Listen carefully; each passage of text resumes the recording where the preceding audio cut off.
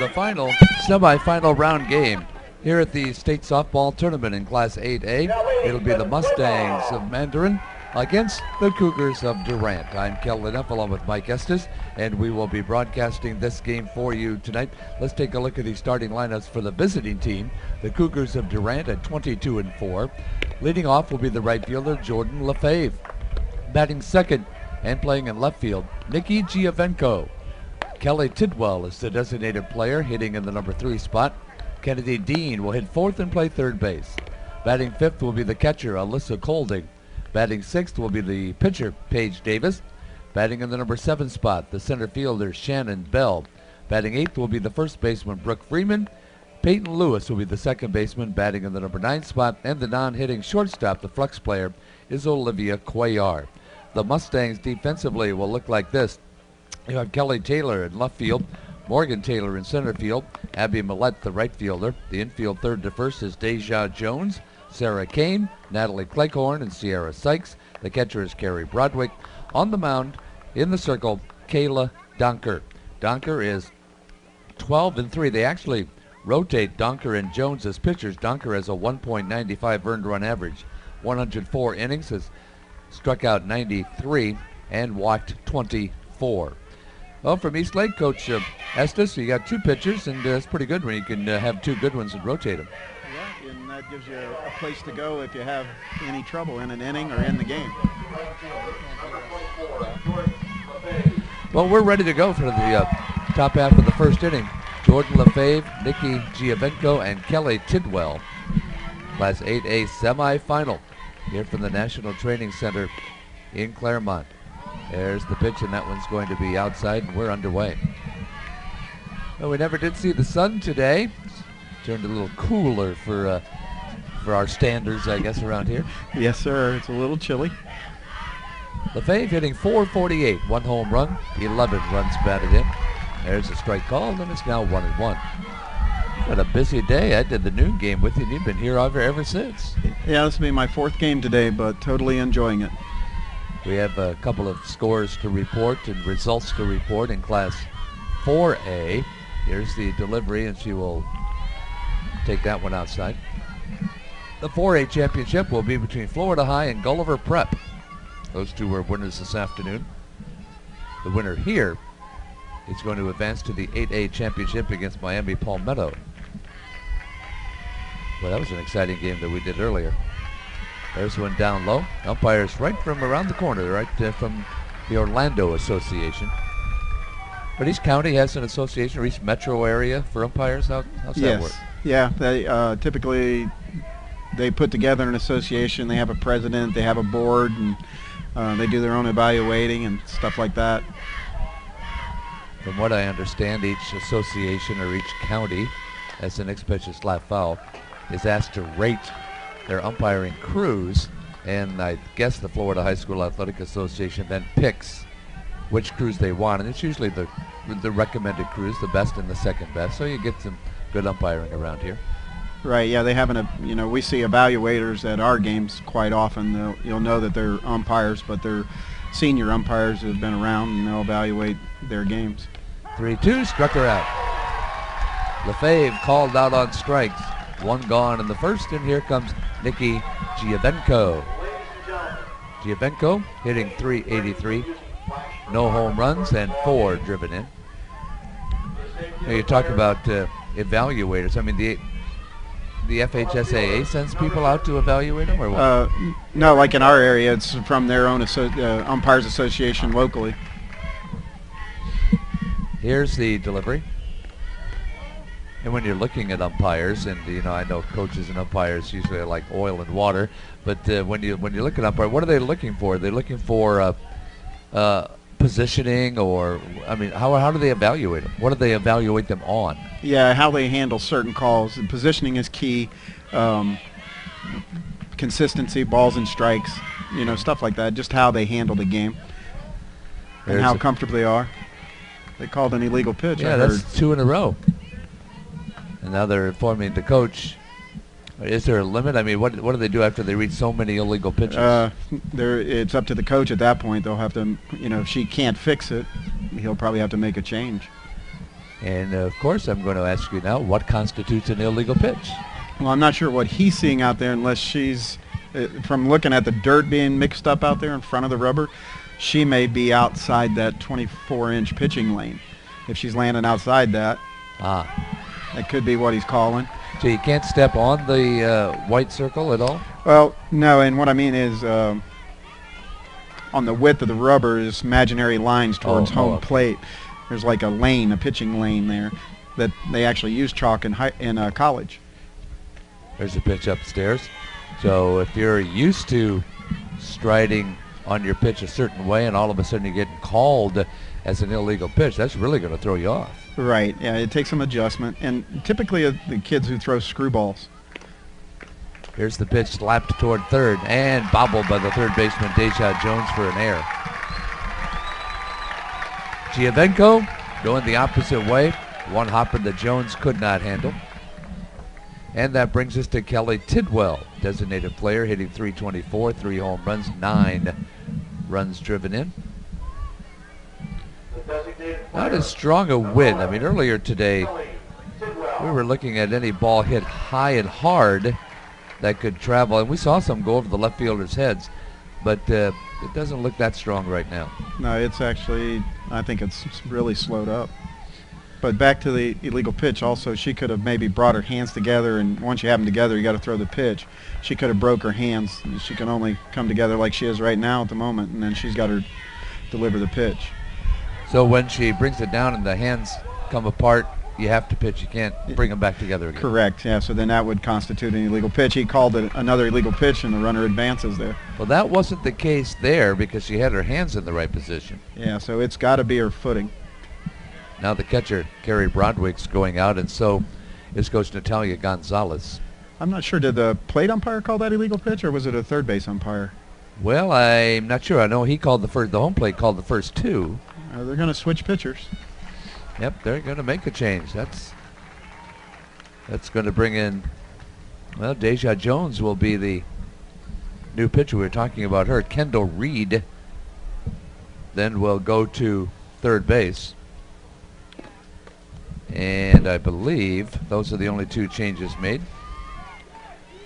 Wow. How can we, I mean, obviously you don't want the illegal pitchers, but it's awfully early to be changing pitchers. Yeah, and it must be something that is in her motion or her wind-up and, well, ultimately her delivery. So it's something that coaches obviously know that she can't fix. They just haven't called it until this point. So Kendall Reed becomes the new third baseman. Or is that, let's see, what, that's number 21. Yeah, Kendall Reed. And the pitcher now is the other one we talked about, Deja Jones. Now, she is also a top-notch pitcher. She's 13-1, has an ERA of 1.60. For Mandarin, number 10, Deja Jones. So with counted 3 illegal pitches in the first 2 batters. I don't know about the games that you've done without me, Mike, but that's the first pitching change I've seen this week. Yeah, I'm trying to think back. I think so. Here's Kelly Tidwell again with a 1-ball, no strike count. So each illegal pitch is really, it's kind of like a balk. They advance. Correct. Ball on the batter, and the runners advance one base. Now the runner at second base is Giovenco. And that one is fouled straight back, and it's 1-1. So Kendall Reed was the designated player. So here's what we were talking about earlier in the week. Now she's the third baseman. The pitcher was not hitting anyway, so it doesn't matter as far as the batting order goes. Still going to have Jones hitting an 8th spot and Reed hitting in the number 5 spot. Correct. Here's the delivery. That one's hitting the air towards right field. Right fielder Millette is not going to get to it, and the umpire is going to say it's foul. We were blocked off, well, actually blocked off on the screen and seeing it with the naked eye. You have to look at the umpire, make sure that he's got a good angle on it. Yeah, it definitely was close by the crowd reaction.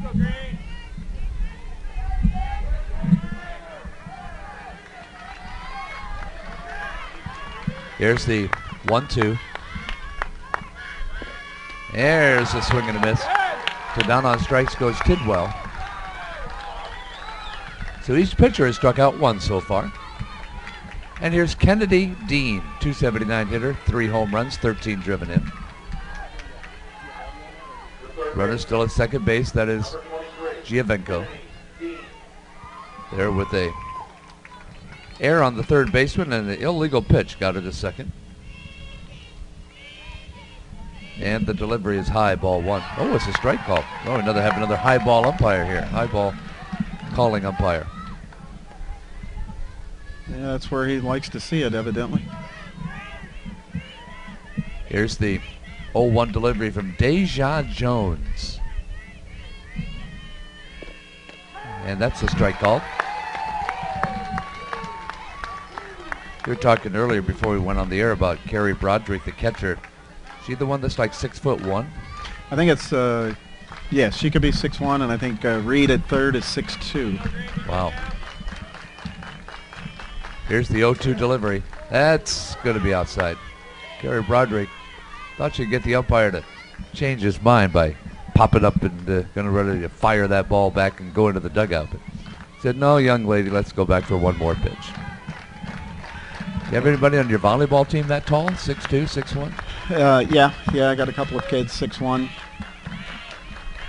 Here's the pitch. That one will miss outside.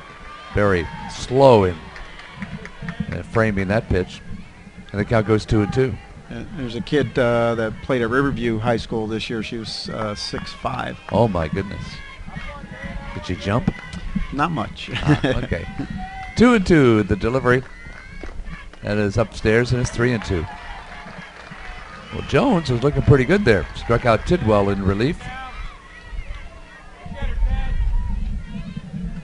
Donker lasting just 1/3 of an inning. Thing is, they should be out of the inning. Jones made an error on the second batter. And the pitch is down low, ball 4. Now there's runners at first and second. A little bit close to be taken in my book, but she apparently could see the ball very well. Here comes Alyssa Colding. Colding's hitting .333, 1 home run, 10 runs driven in. 7 of the 9 starters for Durant have hit at least 1 home run this year. Yeah, and I believe Colding's 1 home run was either game tying or winning home run against Palm Harbor University in the regional semifinals. Runners at first and second. Pitch to her, sliced towards right field, but out of play. Right fielder Abby Millette goes over to run it down. And puts the ball right back in play again. Let's talk a little bit about the balls. Now, do they do it in softball like they do like in major and minor league baseball, where the umpires have to rub dirt on it ahead of time and stuff like that? They kind of leave that up to the players a little bit. They don't want the ball real scuffed up.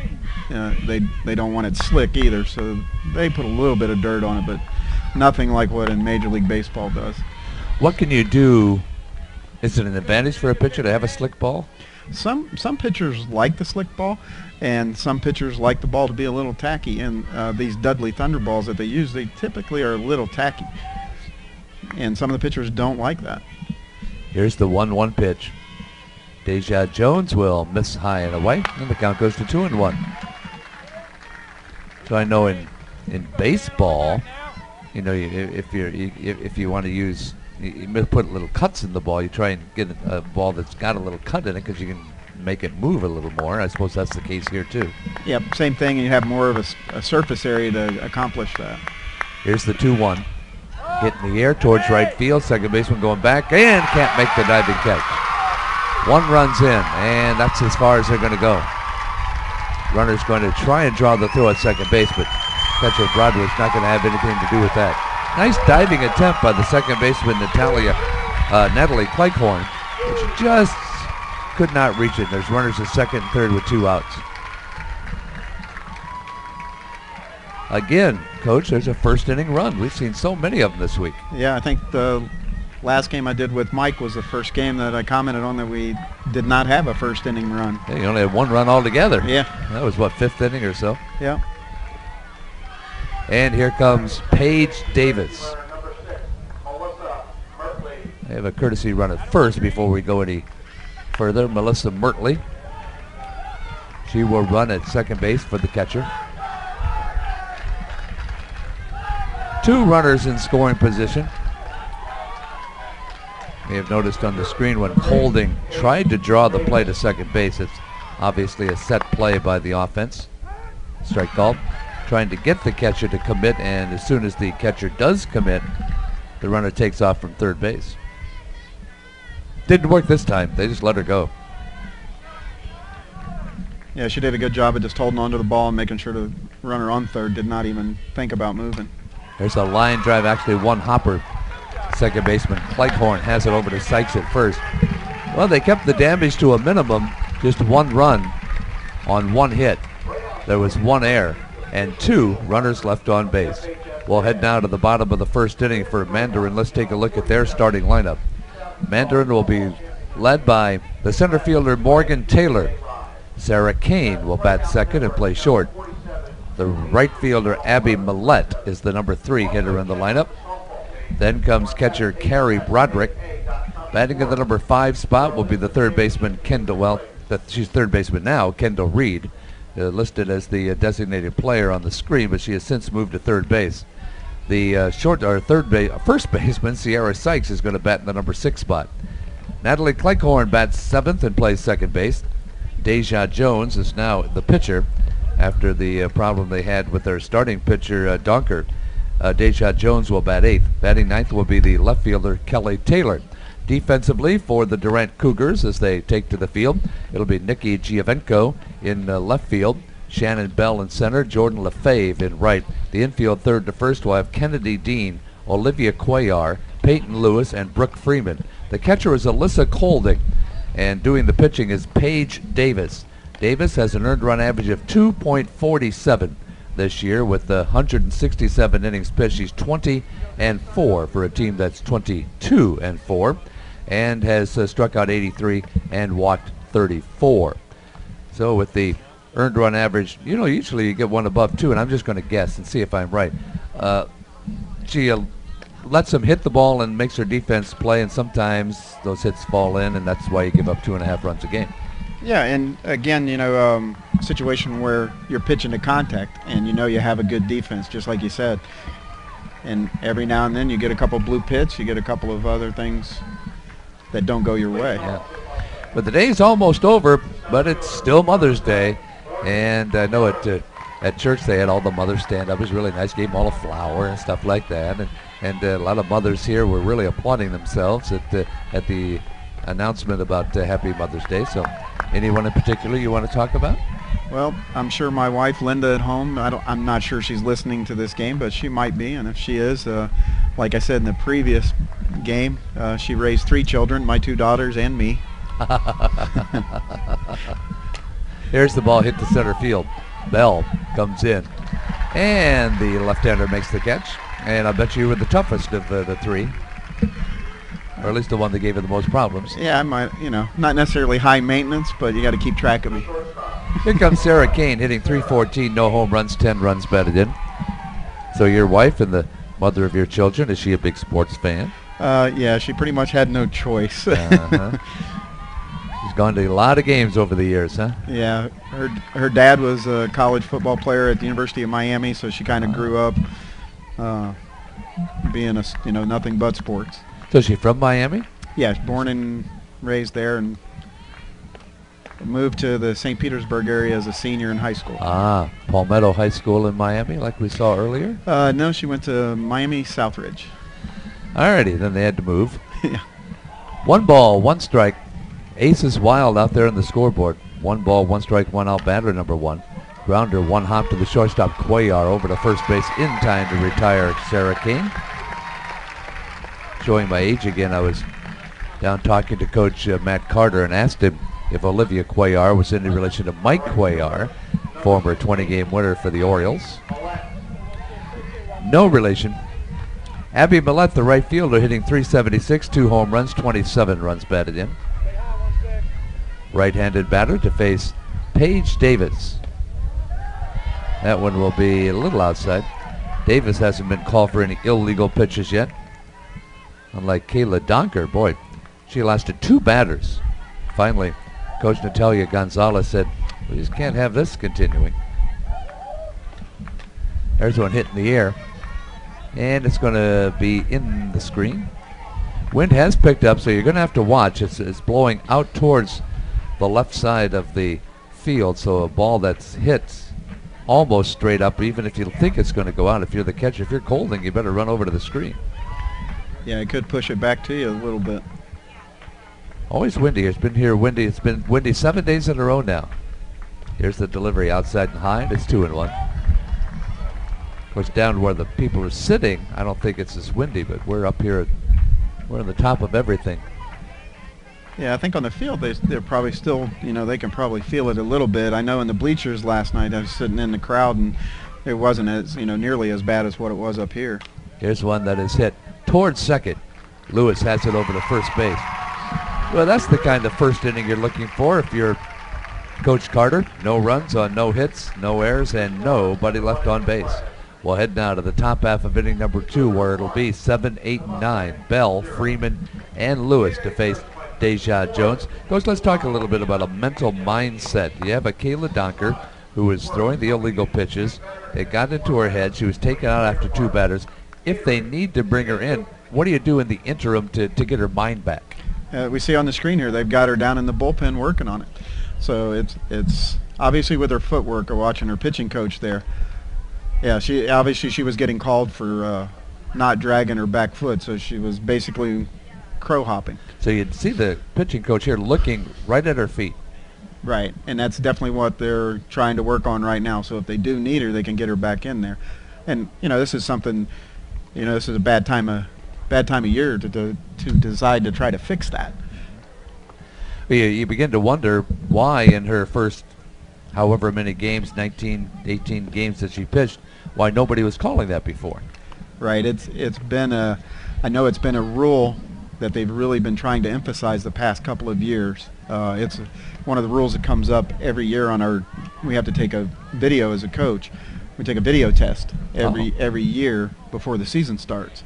And illegal pitches each year have been a big part of that video. Coach, my guest is from East Lake. Tell us about some of the stuff that's on that video. Just typically if they have some rule changes, they'll go over that. Other than that, it's just some generic stuff. It takes about a half hour, 45 minutes to do it. They ask you 5 or 6 questions, all pretty simple. Here's the pitch high to Shannon Bell, hitting .268 with 2 home runs, 8 driven in. You just do this online? Yes, okay. Yes. It's streaming video online, and I know a lot of coaches get upset they got to do it and stuff, but it's actually quite simple, quite painless. Mm-hmm. Here's the ball hit in the air towards right field. Right fielder Millette comes over towards the line and makes the catch. 1 gone in the second inning, and here's Brooke Freeman. Freeman's hitting .259, 1 home run, 12 driven in. What happens if you don't pass? Can't coach? You actually, I think it's a $50 fine. Oh, that's not good. Yeah, it's either $50, $100. I don't remember. Luckily, I've passed every time. Good. That means you don't have to take it over. There's Right. one fouled straight back. Watch out, folks. There's a hole in the screen there. Well, there you go. Knocked down one young lady, but the other guy caught the ball. Everybody else around her's laughing. She's not laughing too much. Almost got knocked in the noggin. Here's the 1-0-1 delivery. That one is going to be a screwball of some kind that misses outside, and it's 1-1. 1 ball, 1 strike, 1 out. 1-0. Durant has the lead. Durant from Plant City over near Mike's neck of the woods. There's a line drive into left field. Clean as hit as you're ever going to see. So Brooke Freeman will be at first base with 1 gone. And here comes second baseman Peyton Lewis. Lewis is hitting .327, no home runs, 8 driven in. Well, you're very familiar with this Durant team, and we'll kind of fill everybody in that may not know about it, because this is the team that eliminated your team from making a return trip to Clermont to play at the Final Four. Here's the first pitch. That's up high. In fact, you had the game won. Correct. Was it an infield pop-up? It was an infield pop-up in foul territory, and play wasn't made, and then we threw another pitch, which extended the game, and their pitcher, Paige Davis, hit a 3-run walk-off home run. That's one of those things that, part of the game, and it happens. Wow. Losing is bad enough, but wow, how devastating that would be for, well, especially for the players, but for you too. But it's kind of hard to get over. Well, and the thing is, even though that particular play is when the home run came, but us having the 6-0 lead and letting them back in the game is even a bigger situation, or a bigger issue, I should say. There's a strike call. It's now 2-1.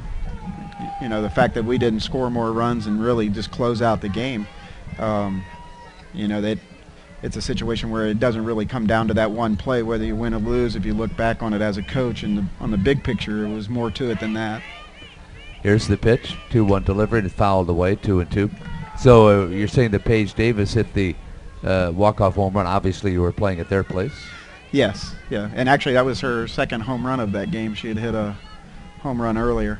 Wow. And I think that's, just to show you how it was going, I think that's her only 2 home runs of the season. 2 home runs, that's all she's had. Yeah.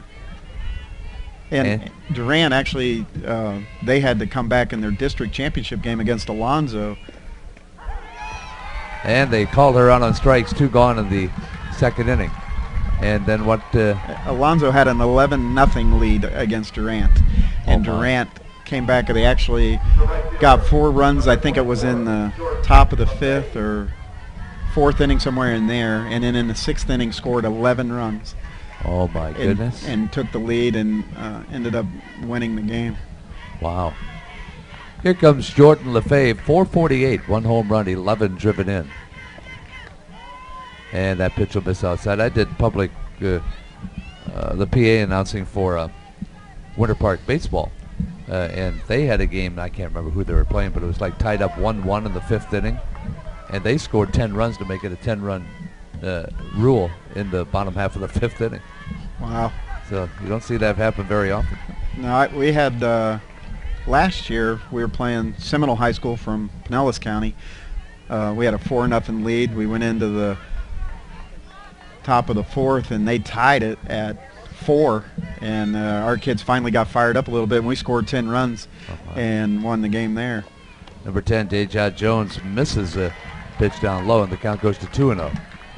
Jones came in the first inning after the first 2 batters were faced by Kayla Donker.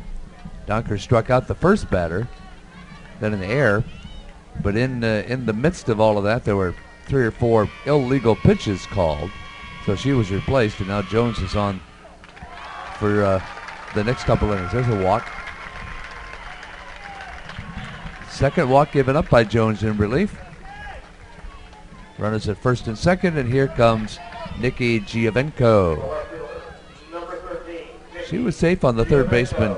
At that point, third baseman Deja Jones' error, and has scored the only run. Yeah, this young lady is a very tough out. She always puts the ball in play. Left-hander. Pitch to her is high.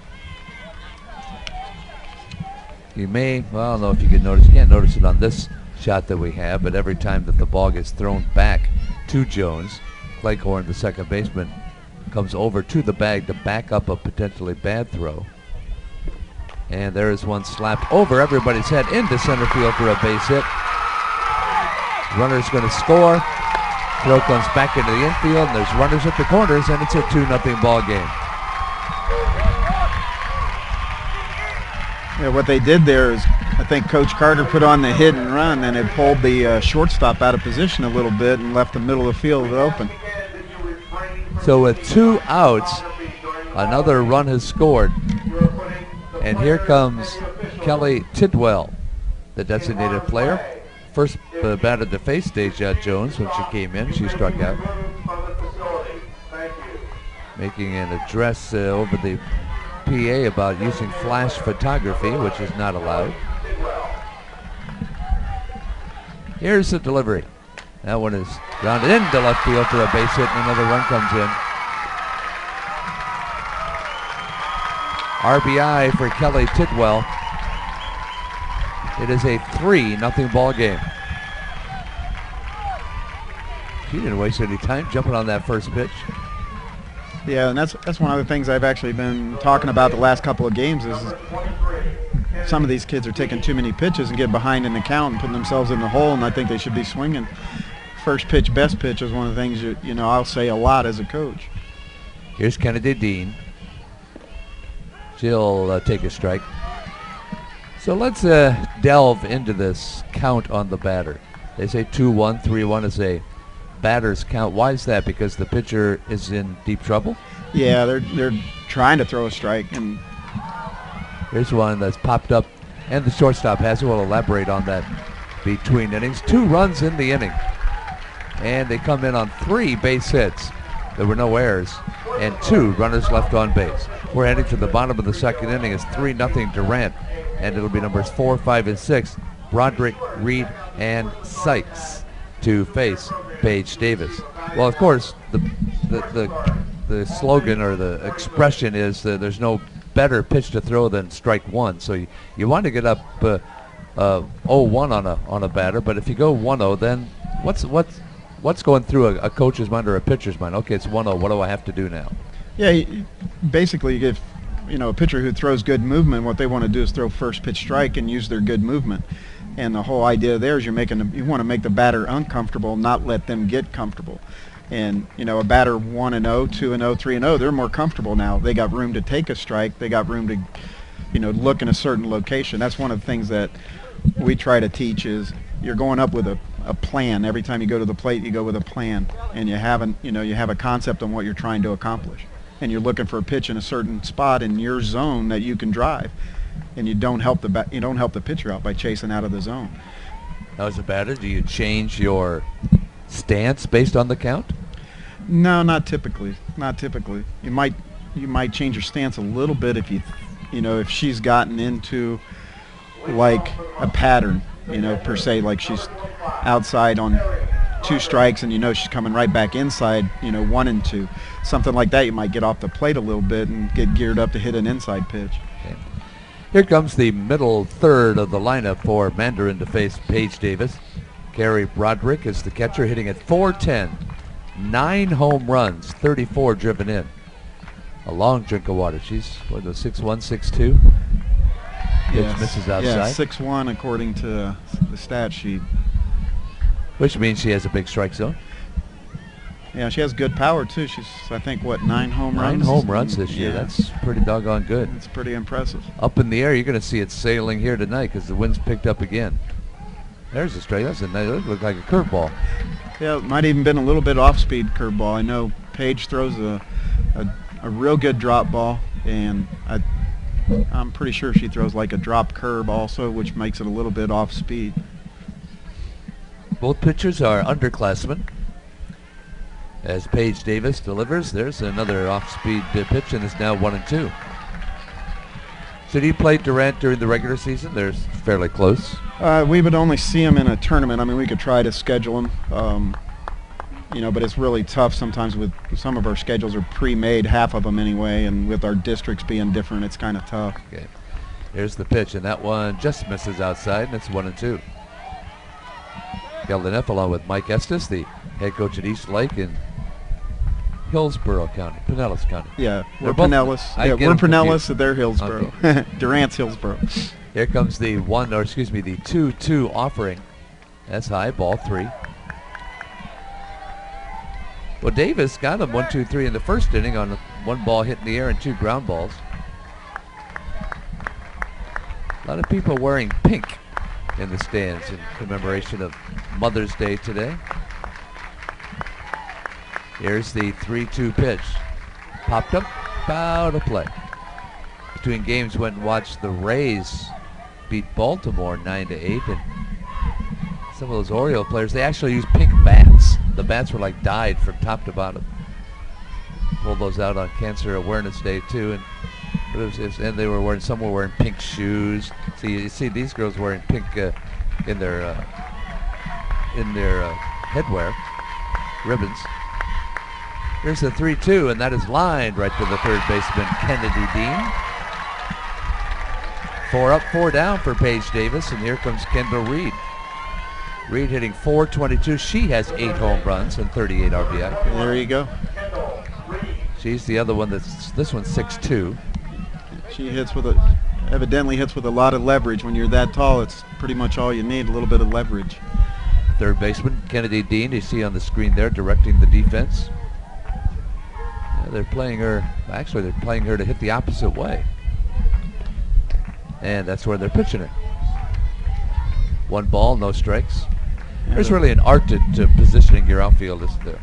Yeah, and you don't want to do it too early. You know, you might be tipping off the batter if the batter's smart enough to look around and see where the gaps are. You know, and if she makes a mistake. Ball fouled out of play. Because there's actually quite a large gap in left center field, and as we've seen in past games this week, that's where the ball tends to carry, and if it's hit on the ground, that's where the ball tends to get to that fence really quick.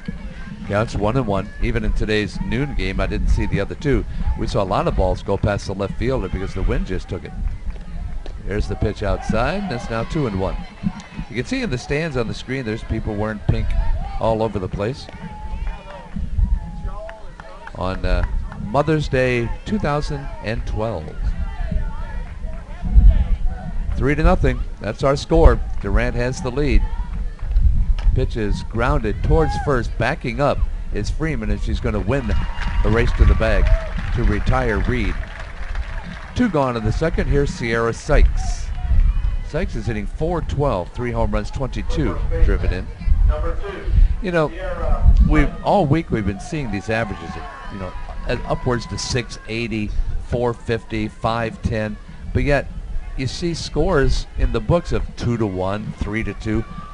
Where's all the hits coming? How come the runs aren't coming? Well, it's quality pitching. You're seeing, to get to this point, you have to have good pitching, and pitching is going to dominate some of these games, and you can build your averages, during the season if you don't face a lot of strong pitching. And, nothing against the hitters, but that's typically what's going on. Here's Paige Davis delivering. Ball fouled away.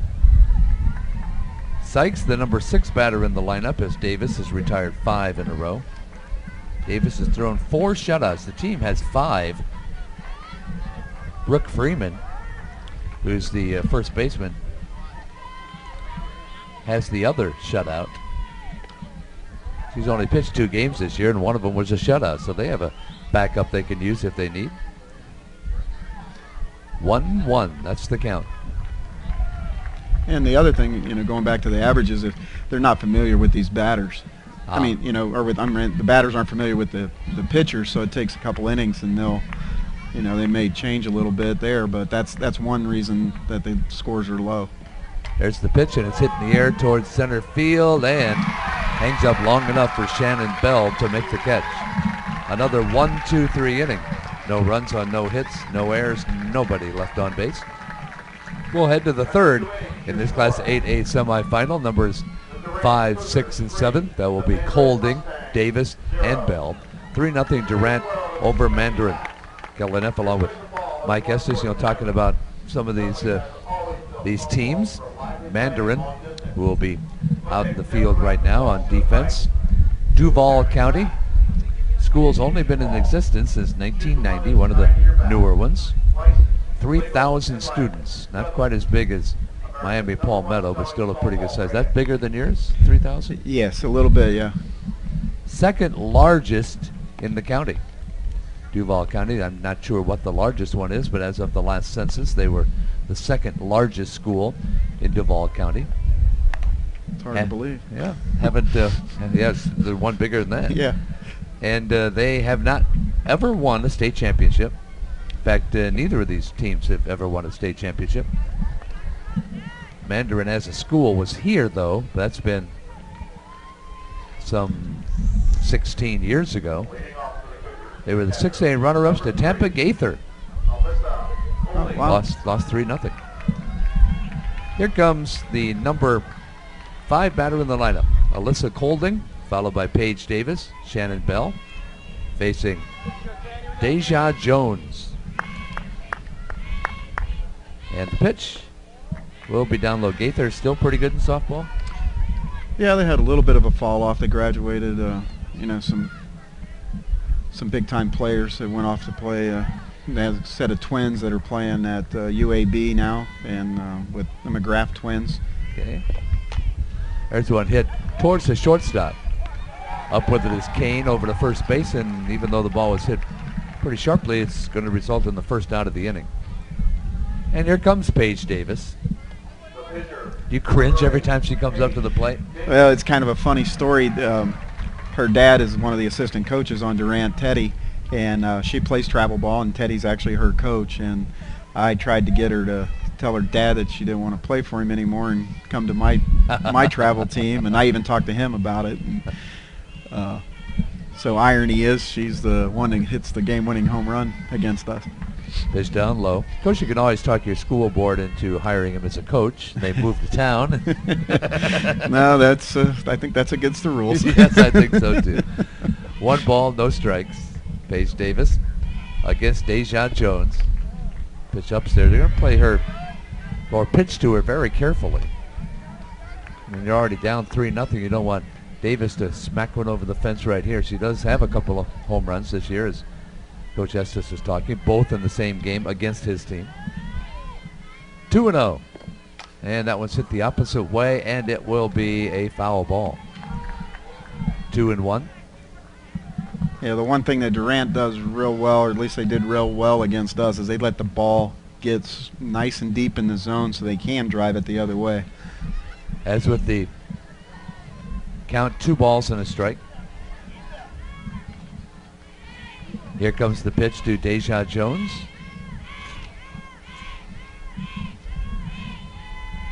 Or from Deja Jones.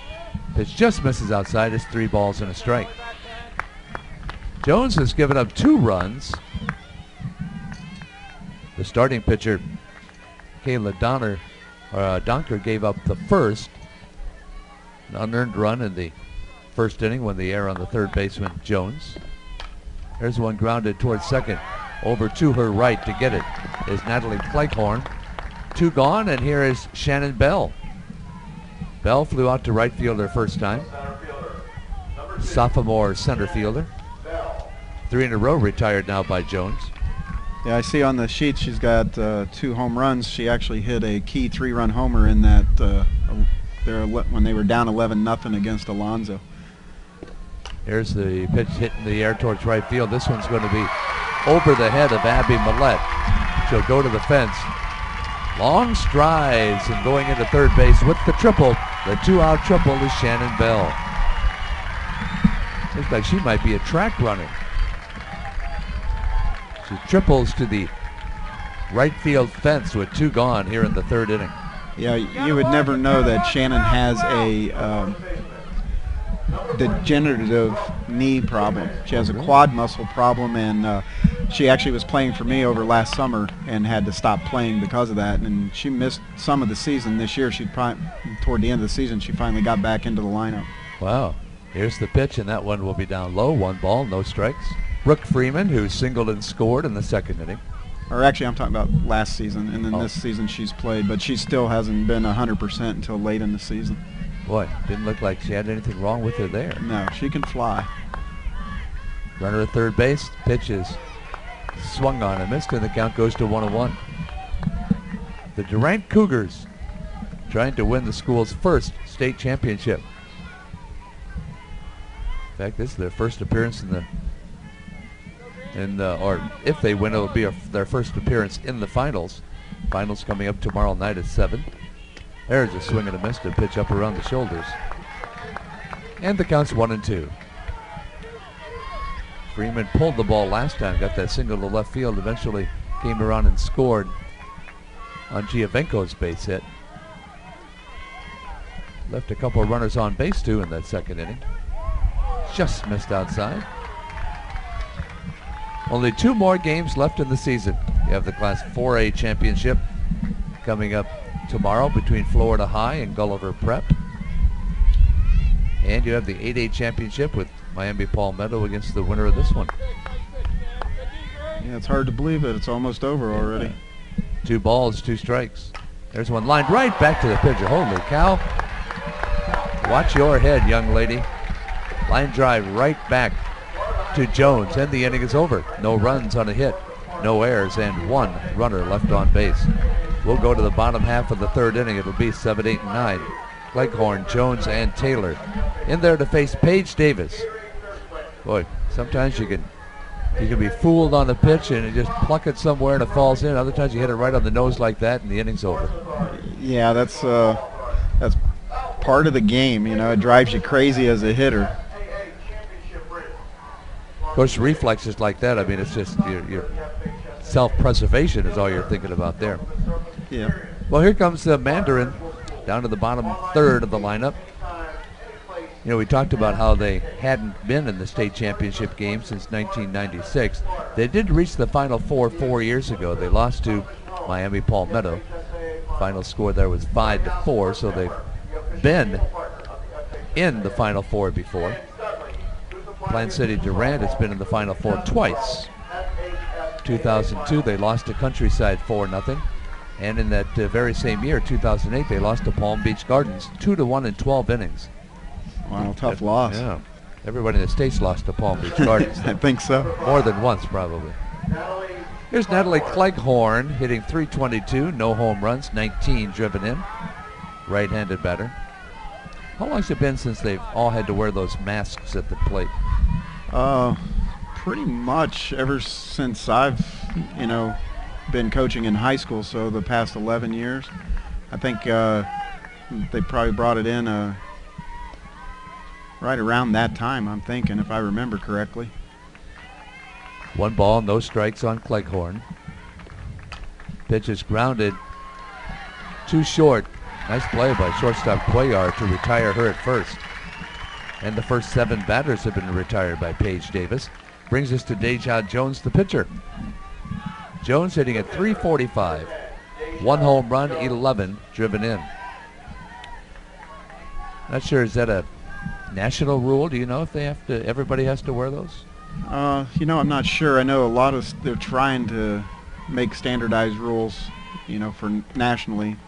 One of the things they changed just a few years ago was going from 40 feet pitching rubber to the plate to 43 feet to match college. So, the kids are, and in travel ball, most of the kids all pitch 43 feet anyway, and you get in high school, you pitch 40. Ah. There's a pitch fouled away. It's 1-1. Did pitchers have a hard time adjusting at first? Yeah, a little bit. I mean, it's if you throw movement, the 43 feet, you love it as a pitcher. If you just threw hard, the 40 feet, you loved it. So it's an adjustment.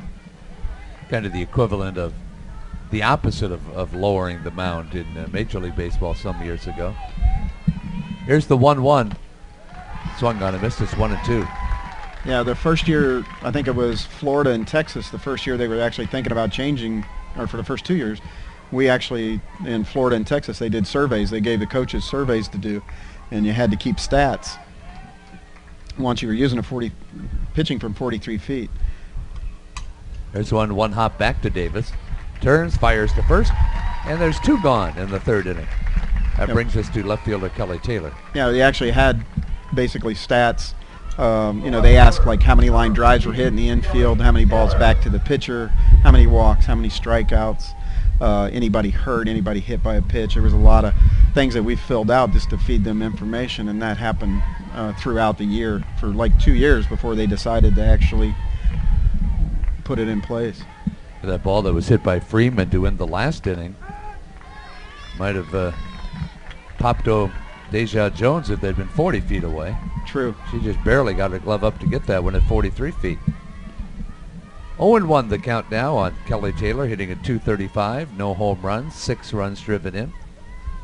And she will miss outside.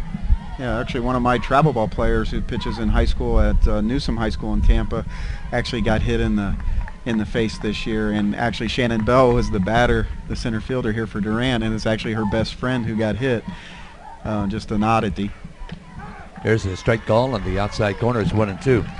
Well, I mentioned to you before that during the spring season I did the PA for Trinity Prep, and Kathy Finucane also has her third baseman wear that defensively because the ball can get back there so quickly.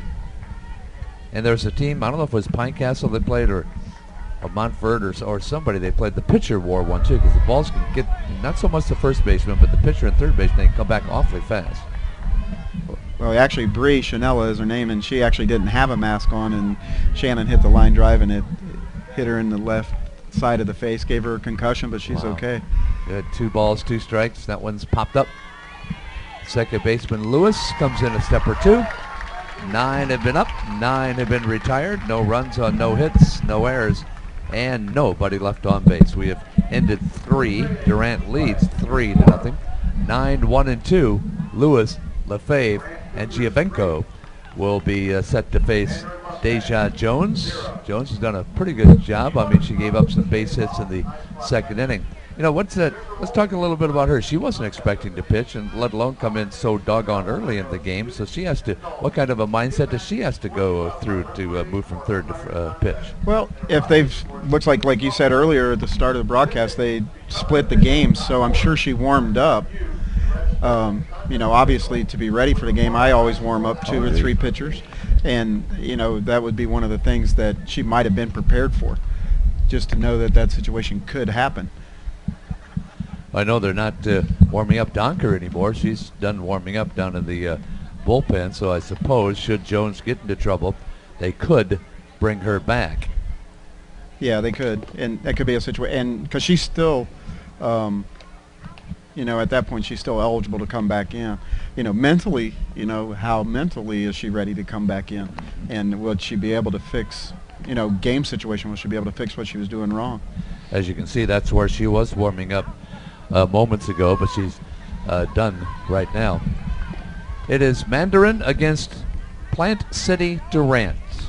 Durant is up there right now. They had only 4 losses this year. They lost 4-1 to Chamberlain, 2-0 to Bloomingdale, 6-5 to Alonzo, and 4-3 to Newsom. Those last 3 all came bam, bam, bam, 3 in a row. Yeah, that's you know, that was just before postseason, which is kind of odd. You usually go into postseason, you know, on hopefully a winning streak. There's a good swing. Yeah, there's one that's going to fall into left field for Lewis. Base hit for the number 9 batter in your lineup. That brings us to the top of the batting order, and Jordan Lefebvre. Yeah, that wasn't exactly the last 3 games. It was, they lost on March 27th, 30th, and April 3rd. Then they won their last 3, but 3 in a row. Bloomington, Alonzo, and Newsom. In fact, they had a streak there where all 4 of their losses came in a stretch of 6 games. That's tough. Yeah, you always wonder what was going on during that couple-week period. Ball fouled away. Because we've talked before about, you know, after you've won your district and secured your seat in the district and stuff, how you might experiment a couple times to see what players can do. Yeah, and that obviously wasn't the case as you showed me the schedule. Here's the 0-1. She squares, lets it go. Haven't seen any slappers on these teams. Well, typically Lewis she can slap, but as a 9-hitter, she gives you fits hitting away. I've watched that against us, plus against other teams that we scouted them a little bit. And Lefebvre here at the plate, she can slap, but she likes to hit away. 6 hits in the ball game. We had. I'm not sure what the umpire just do there. He pointed to the pitcher. Well, he was actually pointing to the second base umpire to okay. see if she swung. Okay. I think. He just came all the way out and. Yeah, he went probably a few knows he's feet. on TV. A few feet down the line. I mean, his mother needs to see him too on Mother's Day. Here's a ball bunted foul. Runner at first base. Well, I knew it could have been an illegal pitch because the runner didn't go anywhere. Yeah, that was an excellent bunt right there. At that state fair, I think both runners are safe. That was a perfectly located bunt. Lefebvre struck out, the only out that was recorded by Kayla Donker. Then against Jones, walked and scored in the second inning. There's the pitch. That one sails high, and the count goes full. It's 3-2. Kel Lineff, along with Mike Estes, the head coach at East Lake. He'll be back here again tomorrow. Got to go home, though, and take care of some business, huh? Yeah, that's the plan anyway. Me too. Then I'll be back tomorrow afternoon. Here's the 3-2. Slap foul.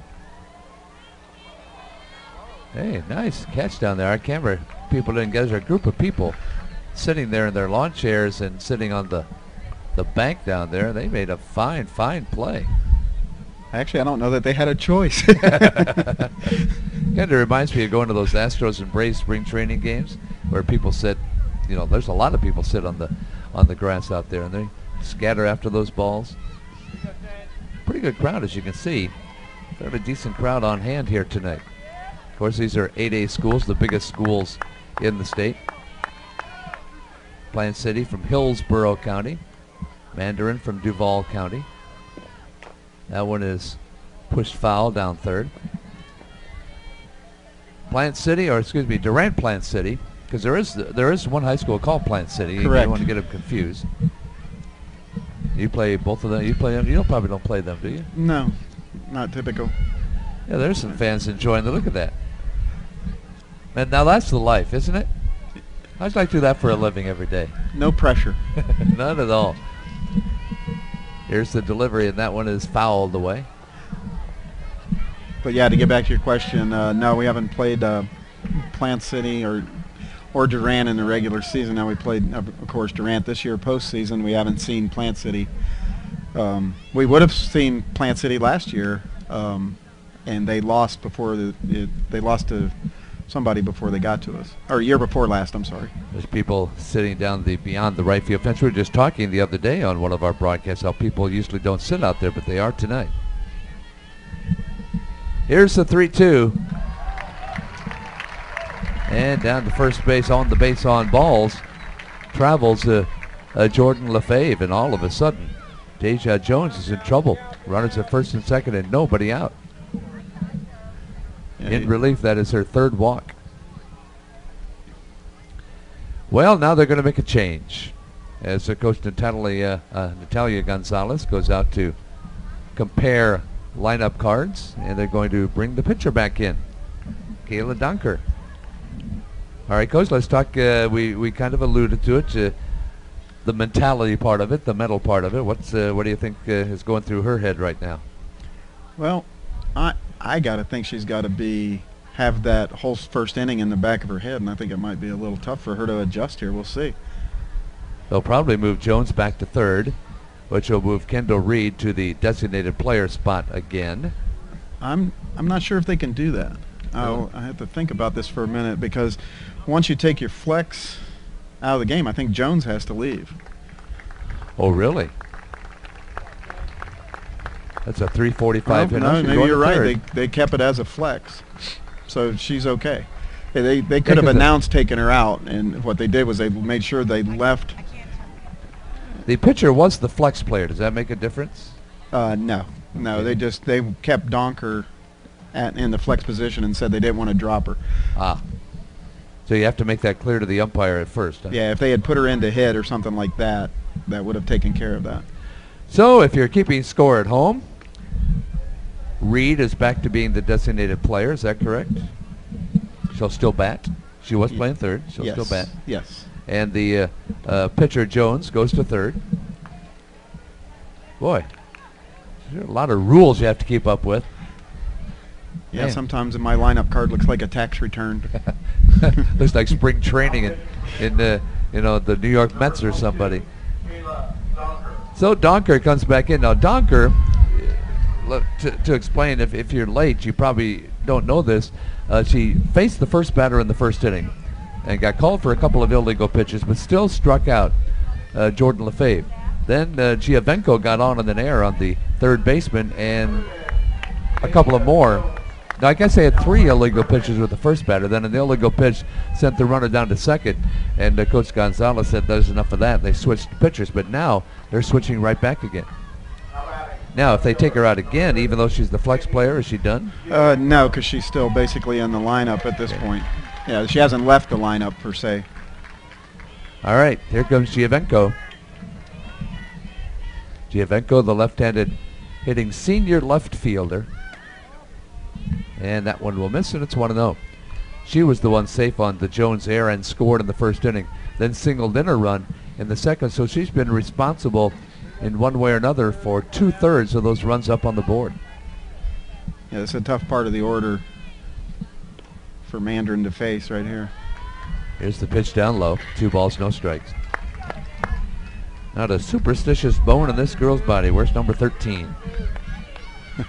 Some people really do have an aversion to that. Yep. Then it wasn't in high-rise buildings. They used to not put a 13 in the elevator. That's right. Here's the pitch, and that's a strike called. It's 2-1. 2 balls, 1 strike. Durant fans weren't happy with that one. Playing on a Sunday. I'm not sure, unless they've had rainouts in past years, I'm not sure they've ever done that on a Sunday before, let alone Mother's Day. But when you have 8 classes, you can't really take a day off. I mean, everybody's here already. There's the pitch bunted. Oh, what a nice bunt. And they're not going to have a play on anybody. There goes, the bases are loaded. Nobody's out. And you might want to show that, get a DVD and show that to all your players. That's the most perfect bunt you'll ever see. Absolutely beautiful. So on base for the 3rd time is Giovenco, and here comes Tidwell. Well, this young lady has hit 3 home runs this year. She has an RBI single in this game. 1 out of 2, both of those against Jones, the pitcher. Well, this could be a pivotal inning right here. We're in the 4th. It's already 3-0. Whoa, took something off that one and it sailed high, 1-0. Yeah, trying to get Tidwell to chase a changeup on the first pitch, thinking she might be geared up to try to drive the ball out of here. Plant City Durant had 2 quite different games in the district as the pitch misses outside. They beat Wharton in a tight one, 2-1. Then took on Alonso and it was 15-13. Right, and that was the game, like I said, they were down 11-0 in that game. Isn't that amazing? Rays were down, or up 7-1 today and ended up winning at 9-8. There's a pitch that's going to be down low, and it's 3-0. Well, young lady, there's no place to put her. Bases are loaded. Lewis at 3rd, Lefebvre at 2nd, Giovenco at 1st. The PA announcer has moved outside. Wants to sit out here with all the rest of us regular folks. 3-0. And she walked her on 4 straight pitches. Oh, the Grecian formula. Yes, sir. Going to come out in the dugout with the coaches now. It's the first walk of the ball game given up by Donker. 4-0, and there's still nobody out.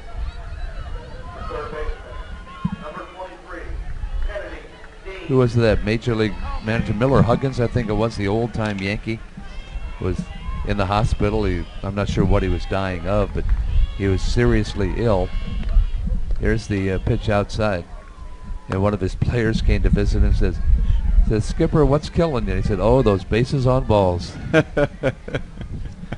Especially with the bases loaded. Good way to get a run batted in, though. Yeah, and actually I'm surprised Tidwell didn't. It looked like she was taken all the way. I'm kind of surprised there. I would almost think they'd let her have green light, nobody out. Mm-hmm. Put the ball in play, you're bound, unless you pop it up, you're bound to score something. You hit it to the outfield, you're going to score from 3rd. You hit a ground ball, if you place it right, it's going to score a run.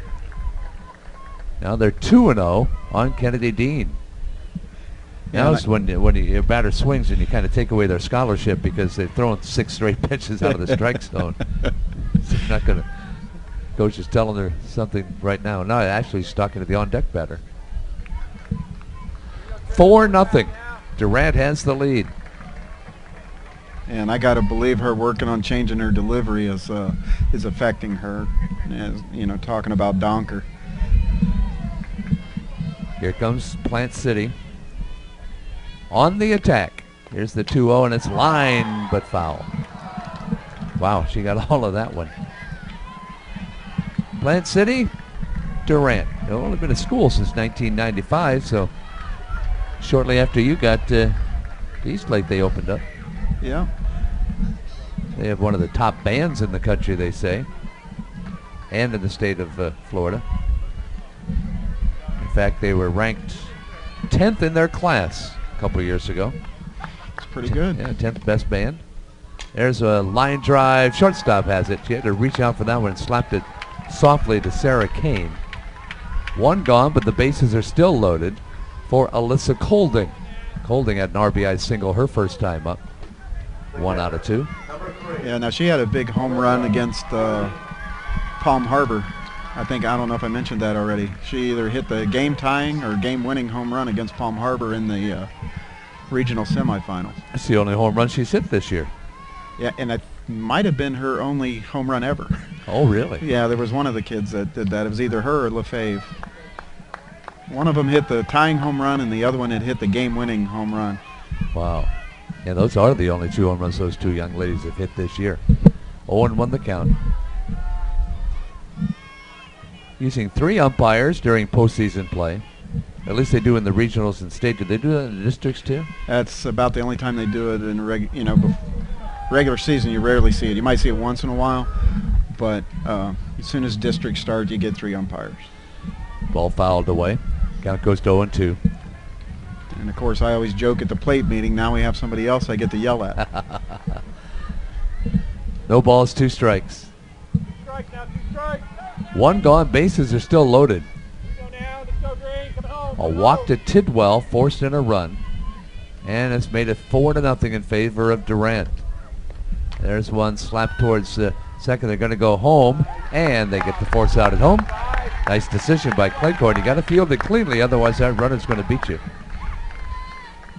Bases still are loaded. There's 2 gone.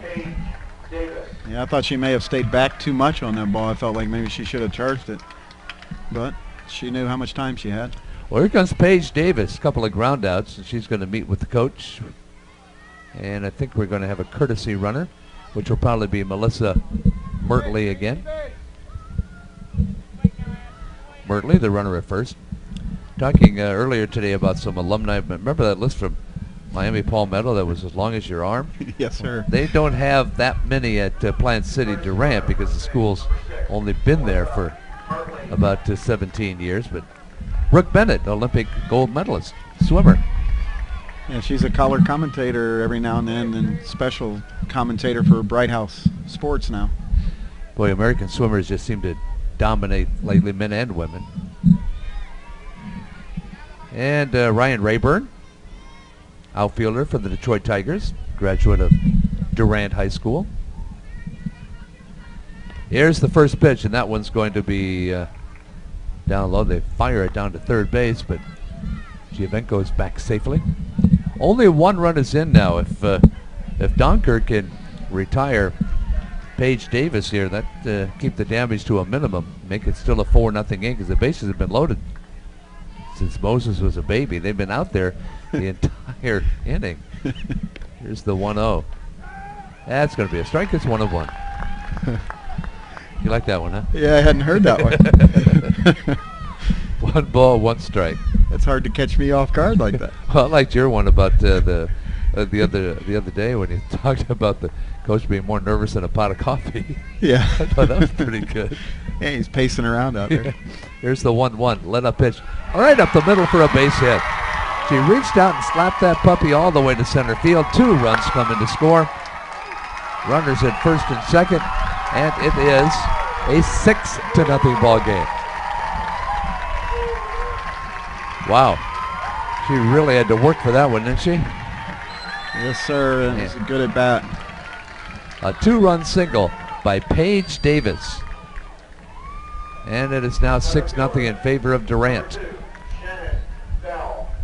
Now those runs are both charged to the relief pitcher Donker, as we have a courtesy runner coming in for the pitcher. And that would be Mason Hubbard.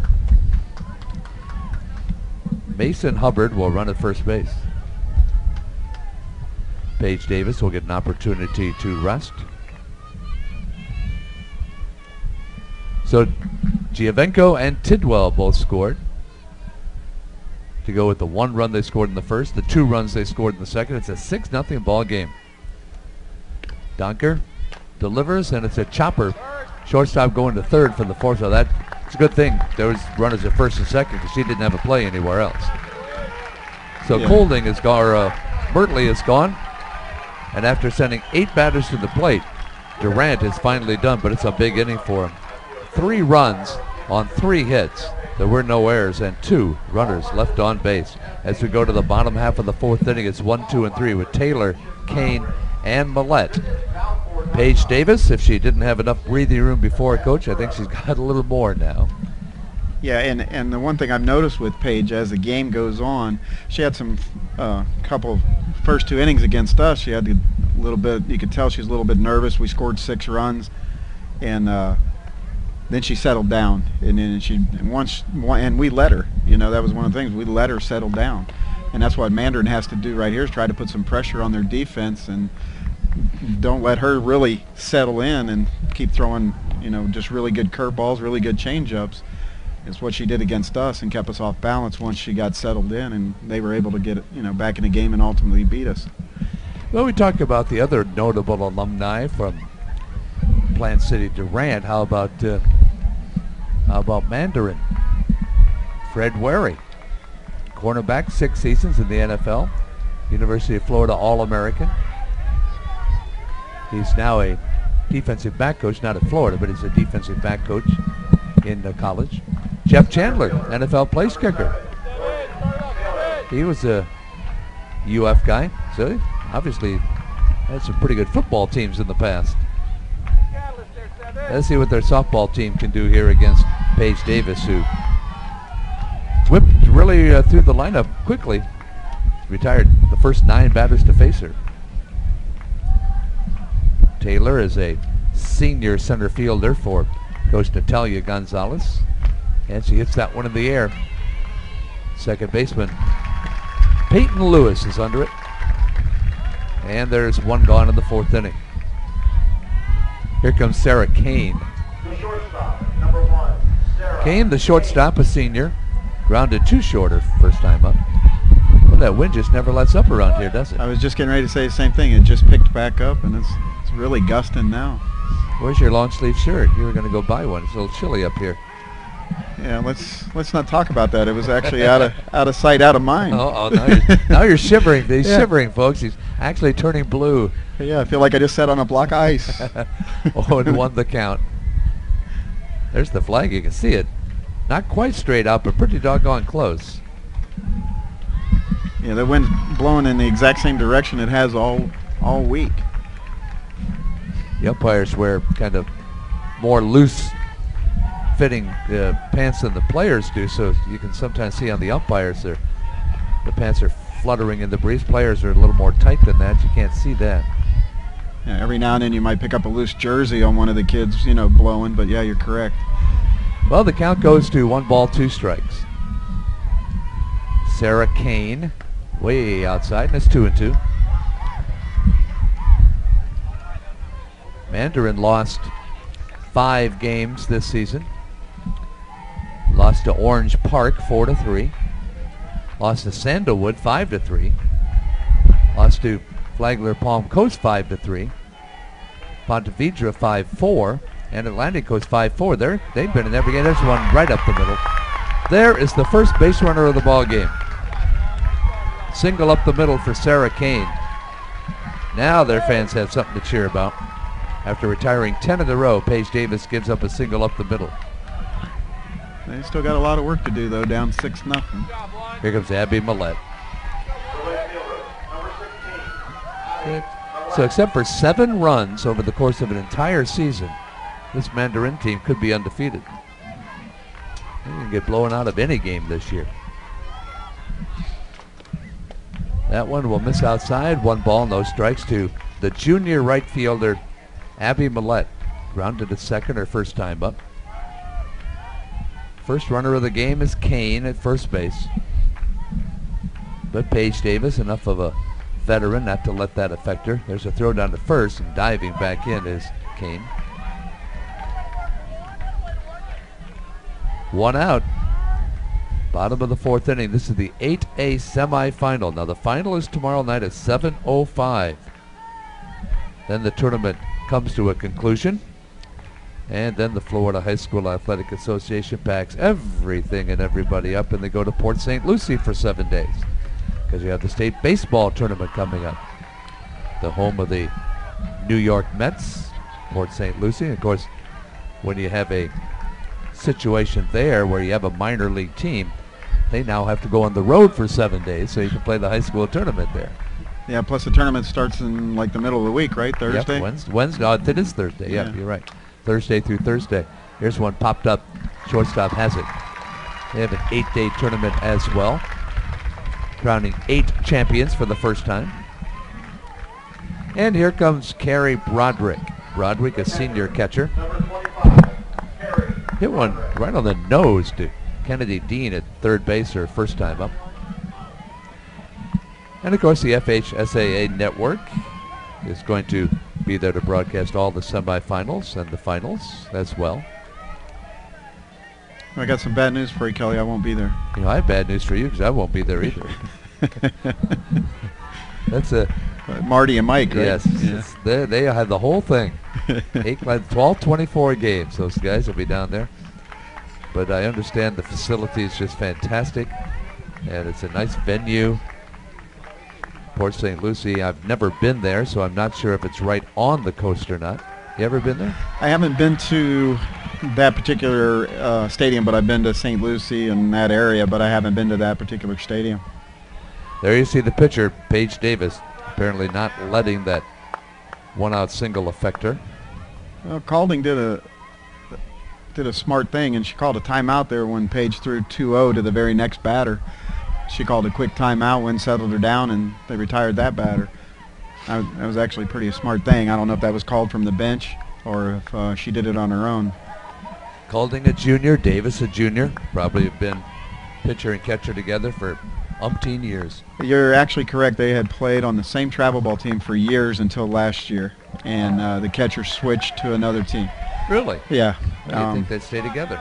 Yeah, you know, who knows what the reason is? You know, travel ball coaches every now and then they promise the world to some of these kids, you know, and tell them, hey, I'll definitely get you a scholarship. You definitely play on my team, and that, you know, that isn't the case typically. 3-1 the count. Trying to prolong the inning here with 2 gone in the bottom of the 4th. Paige Davis, as the timeout is called again. That time Davis just took too much time. You don't see that too much. You see it a lot in baseball. You don't see a batter asking for timeout because the pitcher's taking too long in softball very often. Yeah, they actually have a 20-second rule in high school softball for the pitcher to, once she receives the ball, she has 20 seconds to throw a pitch. Did they actually enforce that? Yeah, you'll see some umpires enforce it, but if we were to sit here and count by the times you receives the ball, which I've done a few times because there are certain pitchers that we had during the year, I felt like we're taking forever, and the best I could do was get to 15, even though it seems like they're taking that long. And some umpires are going to be sticklers for what we like to call the silly rules, and that, to me, that's one of them. Yes. Here's the 3-2, and that one is lined into left field for a base hit. Got out there so quickly that Kane has to stop at second base and can't advance any further. Yeah, that ball was smoked right there. It was. 4'10" hitter knows how to put that ball in play.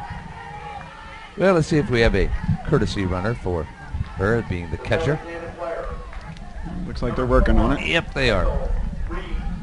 Well, when you have 20 seconds to deliver the pitch, it may seem like longer after you've been sitting here for 4 games talking all day long. It may seem like an hour and a half between pitches. Yeah, the pitcher for Jupiter, she barely took 3 seconds. She'd get the ball, she'd walk back, turn around, step on the rubber, and she was ready to go. And Kylie Hansen, and that's one of those things, that's what they do, that's the way that they operate out there. Can't tell the number out there. Is that number 4 at running at first base? I can't tell either. I can't tell. These old I'm going to go with yes. Okay, well, that's a young lady named Luck. There's a strike called. That would be, let's wait. Yes, Logan Luke. These old eyes still serving me very well. It's a great job, Kelly. I couldn't see. I was a little blocked out by the fence bar there. Well, that, and I'm half blind. Yeah. There's the ball down. Now they're going to take the run at the third, and she's out of there. 2-3-5. They threw down to first, trying to get Luke, who dove back in. Meanwhile, Kane took off from second base, and the first baseman, Brooke Freeman, fired across the field to Kennedy Dean to retire Kane, diving into third. Yeah, the other It goes along with that baseball unwritten rule: do not make the first or third out at third and home. Especially when you're down 6-0. Yeah. We go now to the 5th inning, 8-9-1. Freeman, Lewis, and LaFave set to face Kayla Donker. Donker gave up, well, actually, she only gave up 2 runs herself. The other one went to be charged against Jones. 1 run in the first, 2 in the second, 3 in the 4th inning. Kelly Neff along with Mike Esser's talking about little things that happen at schools that don't usually get a lot of recognition, things that these schools are noted for. We were talking about notable alumni for Plant City, Durant, Trey Williams, NFL cornerback, Buffalo Bills. A lot of football players come out of Florida, don't they? Yes. Man. Yeah, it's surprising that for years, Florida, they didn't recruit a bunch out of Florida for years for, colleges other than, Miami did, and University of Florida and Florida State. And now the rest of the country is finally starting to realize that's why those teams were winning. And you see the development of UCF and USF over the last few years, and it looks like there's a lot more recognition coming for the Florida schools. Everybody was concentrating on Texas forever. Yep, Texas football. Yeah. What do they got on us? Here we go now to the top half of the 5th inning. Brooke Freeman, Peyton Lewis, and Jordan LaFave. So far in this ball game, everybody from Durant has been on base at least once, including Freeman, who singled and scored in the 2nd inning, then lined one right back to the then pitcher Deja Jones. With a runner in scoring position at that point, it was still 3-0. Now it's 6-0. 6 runs on 7 hits for Durant. No runs on 2 hits for Mandarin. Yeah, this is a big inning for Mandarin here. Got to shut him down. Yeah, they got to leave it at 6-0 to, keep it at a legitimate shot to get back in this game with they only having, 9 outs left, only right? 9 outs, yeah. Only 3 more innings. Freeman, a .259 hitter is all. Probably about it. She's the 2nd lowest batting average among the starting 9. And she'll take that pitch down low. Did you see me figure out that 9-out thing without an abacus? I know it. I could see everything moving in your head, though. Yeah. You were straining. It was painful, but I got it done. I know. Boy, the look on your face, the grimace. My goodness. You haven't worked that hard since your last ball game. Here's the 1-0, and that one is grounded. Nice play by the shortstop.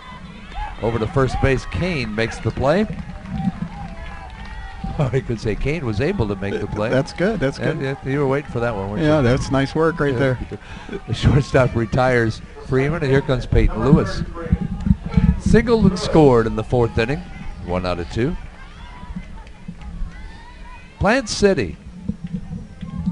You've obviously been there before. Oh, yes. You go to the Strawberry Festival. I haven't. It's kind of funny. I haven't been in years. Here's the ball lined into right field and goes by the right fielder, Millette. They're going to run it down. The center fielder, Taylor's going to get it. They're going to try and get her at 3rd, and the throw is going to be just a little bit too late on the relay. These young ladies see that ball go to the fence, and they just turn on the afterburners. And again, that's the number 9 hitter in their lineup, Wow. Lewis. And like I said, I've watched her in the postseason, and she's just been probably one of their more consistent players. That's the 2nd triple of the game for the Cougars. Here's Jordan LaFave. 2 walks and a run scored. We keep saying the number 9 batter. It sounds a bit derogatory. And in baseball, Major League Baseball usually, that is going to be one of your weakest hitters. Some people put the 300-400 hitter like a second leadoff batter. Yeah, actually I did that at the beginning of this year. I put our shortstop batting there just so she could see better pitches, and she actually ended up with the 3rd highest average on our team batting in that spot. And then I moved her later on as we got into postseason just so she'd get more reps. And that increases the RBI chances for your leadoff batter. Here's a strike. It's 1-1. Yeah, and ultimately, you have your lineup set up to where you get into that 3 hitter, and that 3 hitter should be your best RBI person, or at least, theoretically, that's what you try to shoot for. Here comes the 1-1 delivery from Kayla Donker. A bunt. A squeeze. Yep, they are going to tag the runner out. The ball was just barely We in got fair her. territory. There's a throw down to first base, but she's safe. Had she bunted it a little bit further out towards the pitcher, the catcher wouldn't have been right there for the tag. Yeah, typically you want to get that squeeze in that situation. Left-handed batter, runner at third. You want that ball to go toward first. That time she bunted it towards third, so the runner's coming right into it. And catcher Carrie Broderick was able to make the play. Then they fired down, almost got Lefebvre at first base. Yeah, and that was a straight-up squeeze. It wasn't even a safety squeeze. Here comes Giovenko, who's been on base 3 times. And the first pitch to her, she runs up on it and takes a strike. Safe on an error and scored in the first inning. She's been involved in scoring every time she's been to the plate. RBI single in the second, single and scored in the fourth. That was an infield hit in the fourth inning. Runner at first base, but there's 2 gone now.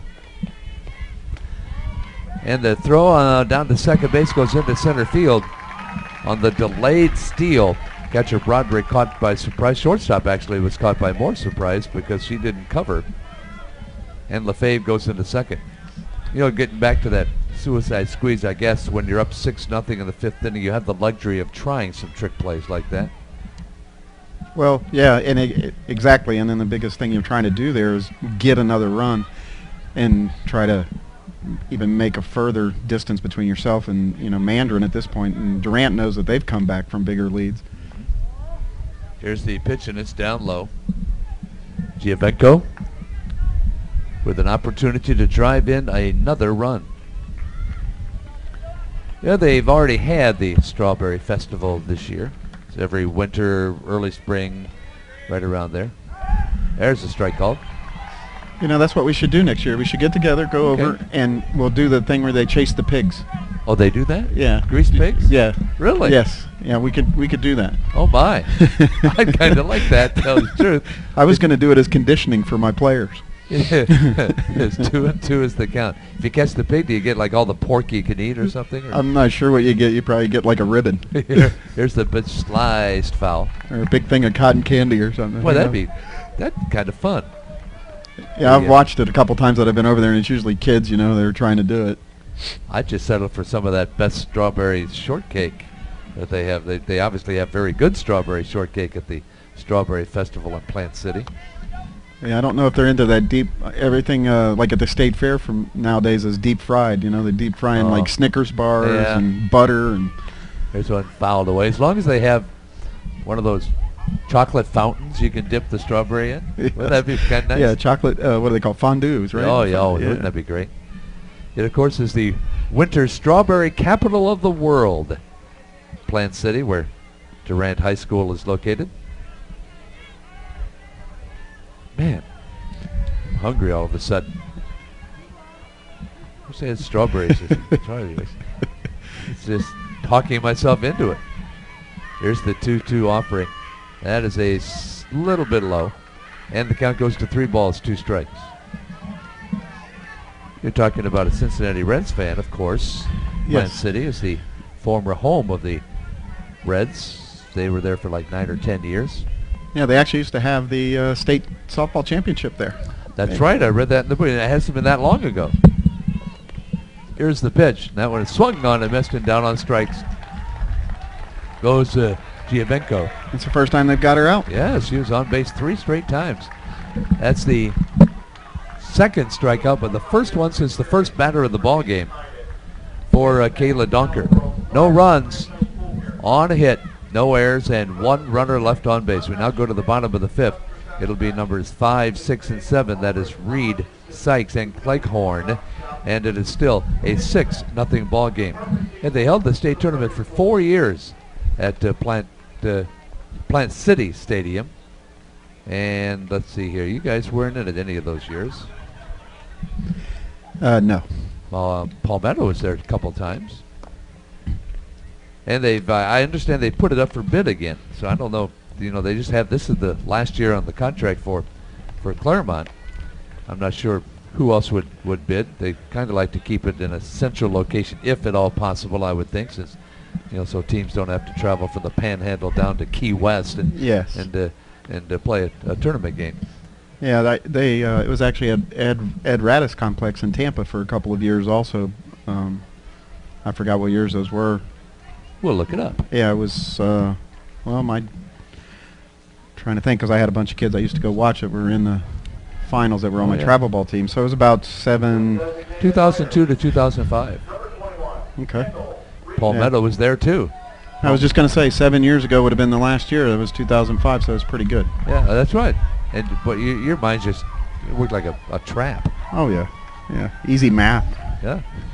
You could be the math teacher. Here's one hit in the air. This one's going to fall in. Wow, that's going to split the left fielder and center fielder. It's going to go all the way to the warning track and into second with a stand-up double to lead off the bottom of the fifth is Kendall Reed. Well, that's what you're going to do if you're down by 6. Yeah, all 6'2" ever made at the second base. Wow, long stride. While I was watching the ball, I didn't see her long strides to see how much ground she could cover in one step. I wonder if she plays volleyball there too. Ah, you would think so at that height. Sierra Sykes, senior. Of course, I was 6'4" in high school, and I never played basketball. Really? Nope, Yeah. you can't jump. Well, it doesn't mean a whole lot. You could probably still shoot, right? No, couldn't shoot either. Oh, well, there's your problem. You haven't seen me shoot. There's the ball down low. I remember once when I was broadcasting a game back in Iowa, and it was like the 100th anniversary, whatever year that was, the 100th anniversary of the game of basketball, and they had a celebrity game going. And so I got to play with one team, and I took one shot. I took a hook shot, and it hit the wall. That's how bad it was. It was a great night. They had the peach baskets and the ladders to go get everything. Yeah. That was a great shot. I thought it was a good shot when it left my hand, but it went past the basket, past the foul line, and hit the wall on the fly. Then I had to go back and broadcast the second half of the game. That was embarrassing. Well, at least you had something to talk about. Yeah, well, if the people I was working with talked about it a lot. 3-0 is the count. They never asked me back for any other future celebrity games at all. Didn't even ask me to play donkey ball. Here's the 3-0. That's a strike call, 3-1. Talking earlier, 3-0 anymore is not really automatic because you know you're going to get a good pitch. Might as well go for it sometimes, huh? Yeah, but here in this situation, you're down 6-0, so it's probably a good spot to take. You need base runners. Can't Yep. whittle away to that deficit without base runners. This one hit in the air, foul, and the count goes to 3-2. 3 balls, 2 strikes on Sierra Sykes. Now here's a situation as a hitter. You've got to make sure this is a ball that is in the strike zone if you're going to go after it. You're gonna let Davis off the hook here a little bit if you strike out at a bad pitch or go after a bad pitch. Here's the delivery. And that is lined right back to the pitcher, and they're going to double up the runner at second. Wow, Paige Davis found it in her back pocket, didn't she? Wow. Yeah, that's a crazy play right there. Runner at second base just knew, as any runner would, that one's going right up the middle. That one might, we don't have the replay, but that may have been past her when she caught it. Look at the expression, like, I do this every day. Yeah. That's one thing I have noticed about all the pitchers this week is whether they're doing great or doing bad, you can't really tell. Their composure has been just phenomenal. There's one grounded, foul. Not like Dontrell Willis for years for the Marlins, other teams. Talk about being very vocal and animated. Yeah, sometimes those guys let think they're bigger than the game at times, and I don't, it's not really necessary to act like that. But if that's part of their makeup, there's nothing you can do about it. That's right. Pitch upstairs, 1-1. And a lot of coaches will tell you that's passion, for the game, so they let them do it, You teach humility a little bit, do you, as a coach? Yeah, try to act like you've been there before and done it before and, go with a little professionalism. Here's the 1-1. That one's hitting the air towards left field, and it's going to go all the way to the DeWitt sign out there. How left big is fielder. that double play now? Yes, Yavenko gets it in. It's going to be a double. Yep. Otherwise, there's a run on the board, and as it is, the shutout has been preserved. Here comes Deja Jones. Pretty good power there, Cleghorn. Yeah, for somebody who has hit one out. But you see those, when the wind blows here, most of the time it'll blow out to left field. And I'm not sure why. I'm not meteorologically inclined. No, I usually just the same thing. I just look outside, see if it's raining, and then I'm okay to go. Yeah. You don't need your umbrella that day. That's right. Talking about humility and how obviously pitcher Paige Davis doesn't change expressions very much. Say what you will about the final days of Joe Paterno, but when he was a football coach in his prime, he would always teach his players, instead of the antics when you score a touchdown that you see on TV from certainly the pros in foul ball, in some colleges, just toss the ball to the official as if, hey, that's what I expected to do. Here's the ball. That's right. Exactly. That's the way to do it. That way you don't show anybody up. Right, Mark Gastineau. Yeah, he was probably one of the first ones to have a sack dance or whatever you want to call it. Here's the pitch, and that one is hitting the center field, and it's going to fall in front of the center fielder, Bell. The runner is going to score at the plate. Not the best slide in the world, but it gets the job done. Single up the middle. Meanwhile, the runner takes second on the play. Well, you can't come back from a 6-0 deficit until you get that first one, Coach. Yeah, that's one of those things where you can't win with 0. 6-1 the score. Here's Kelly Taylor. Taylor popped up to second her first time up. And again, it just takes a little play like that, and then all of a sudden you never know, Even with 2 outs, and of course that line drive double play looms even bigger now. Otherwise it's 6-2. Paige Davis delivers high and wide. It's 1-0. In high school softball, you don't see the showboating as much as you do in high school basketball. You see it all over the place. Yeah, and actually the umpires and coaches with experience, they won't allow it. Here's the pitch, fouled straight back. It's 1-1.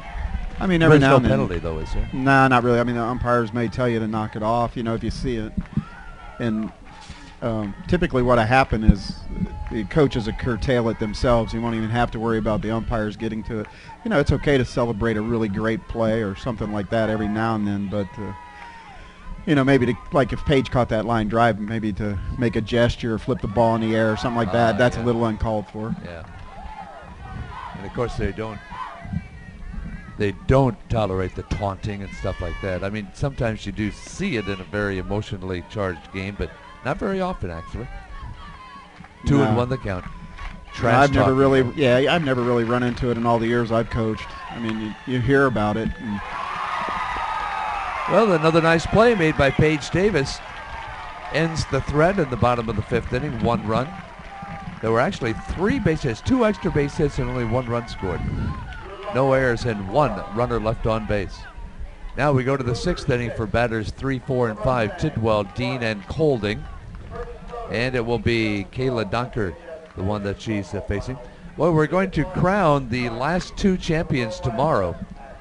Maybe Durant, maybe Mandarin if they can come back from this one, but either way they'll be facing Miami Palmetto in the Class 8A championship.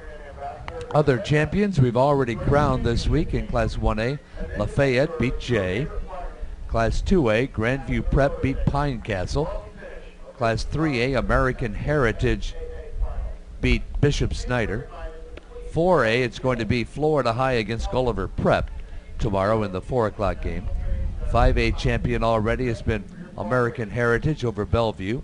6A, Pembroke Pines over Niceville. And 7A, Chamberlain beat Bartow. Yes, and those 2 American Heritage teams are from different cities, right? Yes, they didn't let they didn't let the same team 2 state champions. That's a good point for people who might be out of state listening right now. One from Delray Beach, one from Plantation. They're in different classifications. So yeah, it's not like if they're not going to let Lafayette come in and play tomorrow for another championship. If you'd like to buy a DVD, remember you can do that. Just you're already at FHSAAsports.com. Why don't you check out an opportunity for you to purchase one? Maybe your team's not going to end up being in the championship. This might be the last game for some of these young ladies. Here's the ball hit in the air. Center fielder coming in and almost overrunning it is Morgan Taylor, but she makes the catch, and there's one gone in the 6th. And even if your team's going to be in the finals, you know that's going to be the last one for some of them. You might want to make it a little package deal, but just go to FHSAAsports.com and find the right place to click on, and they'll ask you all the pertinent questions. You go ahead and purchase it. Here's Kennedy Dean, 0 for 2. So the final 2 champions will be crowned tomorrow. There's the pitch down low. So this new 8-class format, except for the rain we had the first few days, it's all worked out pretty good, hasn't it? Yes, it's actually quite well, and I'm sure everybody that organizes should be pleased with the way it's gone. Here comes the pitch to Dean. That one's grounded right past, actually deflected to the shortstop who makes the play. How about that? Ball deflected by Jones to Kane. I'm not sure Jones touched it. We're going to put a 5-6-3 on that one. I thought it was past her and into left field. Nice backup by Sarah Kane to shortstop. Yeah, she only took a couple steps. Typically, you know, you might be moving more thinking you can make the play yourself. Here comes Alyssa Colding. She's 1 out of 3 with an RBI single way back in the 1st inning. Concentration as the pitch changeup goes down low. We haven't seen many changeups thrown in this game. Yeah, she's started off the last 2 batters' first pitch changeup. That's the first time, I think, all game. And not many for a strike. It's not the case we've seen other games where there have been pitchers with excellent changeups. 2 gone, 3 in a row retired now by Donker. There's a strike, and it's 1-1. And she was close to an illegal pitch there, and they probably at this point they may not call it. Well, that score against Eastlake was 9-7 in the regionals for Durant. Then they beat Palm Harbor University 6-5 and Timber Creek 2-0. There's one reached out and slapped to the shortstop. Bobbles it a little bit, but then recovers to retire the batter in the top half of the 6th inning. They retire Colding. It's a 1-2-3 inning. That's the first one that Mandarin's had all night. No runs, no hits, no errors, and nobody left on base. To the bottom of the 6th. Now, if you're going to do it, Coach, here's the way to do it. 1, 2, and 3 coming up. Taylor, Kane, and Millette. So you got to get something going here against Paige Davis. It's awfully tough to get anything going against. Yeah, she's throwing quite well. Again, hitting her spots, and you know, she settled in. She struggled there for a few minutes, you know, and then got right back into her groove and made adjustments. And I thought, again, a key timeout by their catcher. Settle them down. You know, Mandarin, we talked about their pitching duo, and they've used both of them this year. Donker was 12-3, and Jones was 13-1. And what they did once postseason started, Coach, is they alternated them. One started one game, one started the next. They just kept winning, so they just continued to do that. Of course, their offense has really come along. We were talking about Kendall Reed, who actually started the game as the DP and then played third for a while Jones was pitching. She belted 4 home runs so far in the postseason. Mandarin as a team has 6 coming into tonight, where they only have 5 hits. They've had, counting those 5, they've had 67 postseason hits since district tournament started. So that's pretty doggone good. That's incredible. It's almost impossible. Yeah. Well, the Mustangs trying to come back, but haven't had much luck. They got 1 run in the 5th inning. And that's about it. We mentioned their losses. Most of their losses came early on in the season. They lost their opening game to Orange Park. And that Sandalwood loss, coupled with the Flagler Palm Coast loss, came within the same week. Then they ran off a whole string of wins. They got back-to-back losses in early April. They've been on a roll ever since. Here's the delivery. Down low it goes to the leadoff batter. This is Morgan Taylor. Taylor, the center fielder.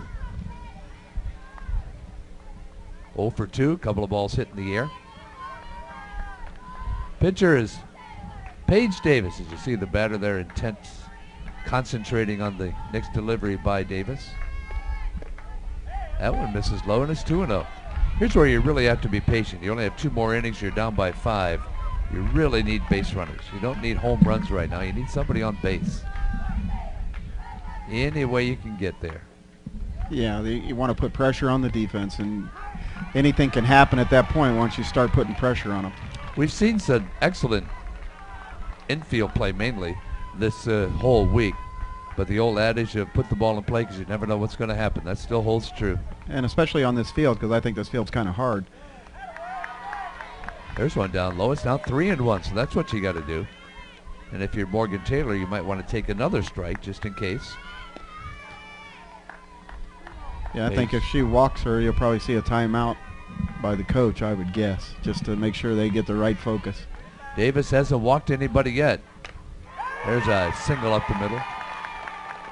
Nice solid 3-1 base hit up the middle for your leadoff batter. Well, we talked about this before. If you're the infield, you probably don't have to play for the bunt because you don't think they're going to give away one of their remaining 6 outs. Right. Unless you want to bunt for a base hit if the infield's playing back, which they are at second and short. Here's Sarah Kane, the shortstop. Singled up the middle her last time up.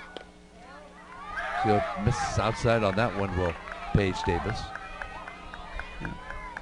1 in the first, 2 in the second, 3 in the fourth for Durant. 1 for Mandarin back in the 5th inning.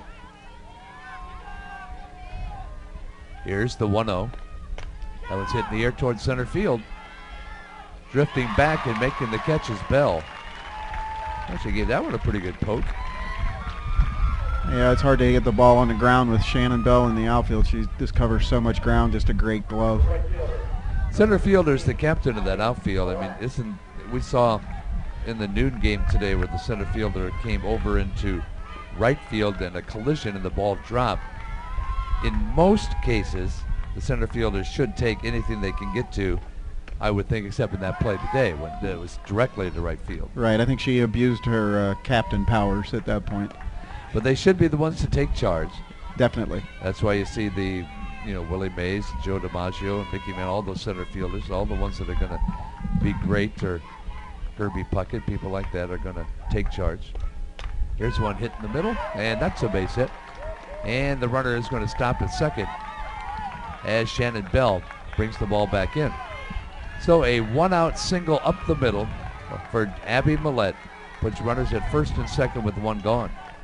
Yeah, and I think what's going on here is they've seen her a few times coming through the lineup, and it almost looks like Coach Carter may have changed his pitch sequence a little bit because of that reason, and it's actually working in Mandarin's favor at the moment. It's hard to tell, but Paige has thrown a couple more drop balls this inning, a couple more change-ups, so I think maybe that's what's going on here. Matt Carter in his 6th year at Durant. Here's the first pitch. That's a strike. Broderick singled the left fielder last time up. She's the catcher. They scored 1 last inning. Had an opportunity to get things going. They had a line drive double play turned just before they got a couple of base hits to score. That one's foul. That was way inside. But when you're as tall as Broderick, got a lot of strike zone to work with there.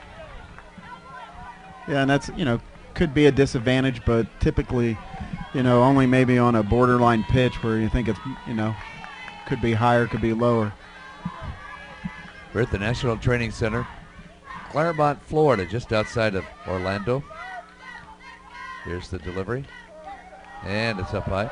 We're only just a hop, skip, and a jump from Windermere, or Tiger Woods' old home. In fact, when we were driving between games, I asked my wife, hey, there's Windermere. You want to go over and see what's in Tiger's old neighborhood? It's right down the road a mile or so. All righty, 1 ball, 2 strikes. The pitch is swung on and missed. Big strikeout for Paige Davis. She doesn't strike out many. Matter of fact, Coach, that's her first strikeout of the night. Wow. Yeah, and it looked like Broderick was looking maybe for an inside pitch. It was a really late swing there. Kendall Reed, another long drink of water. She doubled in that 5th inning. The 5th inning looked like it was going to be big for Mandarin. Her double led it off, but then she was doubled off second base. It takes a strike when the next batter, Sykes, hit that line drive that Paige Davis caught right on her right hip and fired to second base for the double play. 0-1 the count. Taking a long time. Here's the delivery. That one's fouled away. You know, we see the picture of Paige Davis, and maybe you can explain, Coach. She always takes the ball in the right hand and rubs it against her leg until she's ready to pitch. Is that just a nervous thing? Yeah, it's just her way of preparing to pitch, a habit. You know, probably something she developed, who knows, 10 years old. You know, and it's just a way. You see a lot of pitchers actually do it, and the same thing. She actually just grabs some dirt there, which you have to wipe off, or then it becomes an illegal pitch. It's just her way of getting ready to pitch. Okay, here's the pitch, and that one is, ooh, that was close. 1-2. Too close to take if you have 2 strikes, if you ask me. But I agree with you totally. Man. So you'll see pitchers, she'll go to the back. She does it again. Goes to the back of the circle, takes some dirt, comes up, rubs the ball against her. Right hip. Here's the 1-2. Hit in the air and foul. And the count remains 1-2. Boy, she puts one in the gap here, and all of a sudden you have a 6-3 game. 8A semifinals. And she one of the kids with like 8 or 9 home runs this year, so she could actually make it a 6-4 game, one swing of the bat. And that wind's still blowing. You see the flag out there that's really almost straight out towards left field. Here's the 1-2. That one's high, 2-2. It's the most noise from the Durant fans all night. Because they didn't have much going for in the first 3 innings, because Davis retired the first 9 batters, actually retired the first 10 batters to face her. Goes all the way back to the circle. It's a ritual. She goes through every single pitch. Here's the 2-2. That one's hit foul. I was doing the PA for Trinity Prep, and I think it might have been, I can't remember who.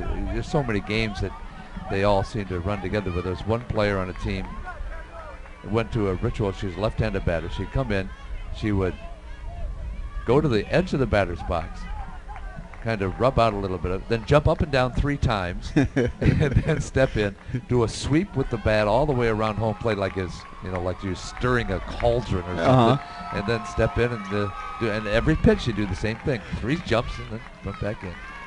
Superstition in baseball, softball. Yes, it is, and I'm the same way. I have a lot of things that I do, you know, before a game and during a game. You like Wade Boss? You have chicken every day? No, but you got to do the same things, and win or lose, you don't change them. Here's the 2-2. Hit in the air, playable. Right fielder, second baseman, it drops. It drops in. Is that fair? I thought it was foul. Well, the umpire signaled fair. Wow, I don't know. Not? I got blocked by the dugout. Yeah, I did roof. too. I couldn't see. So it's going to go as a base hit. Nobody arguing from Durant. So one must run have thought came in. Yeah, must be okay. Now it's a 6-2 ball game. RBI single by Reed, and here comes Sierra Sykes.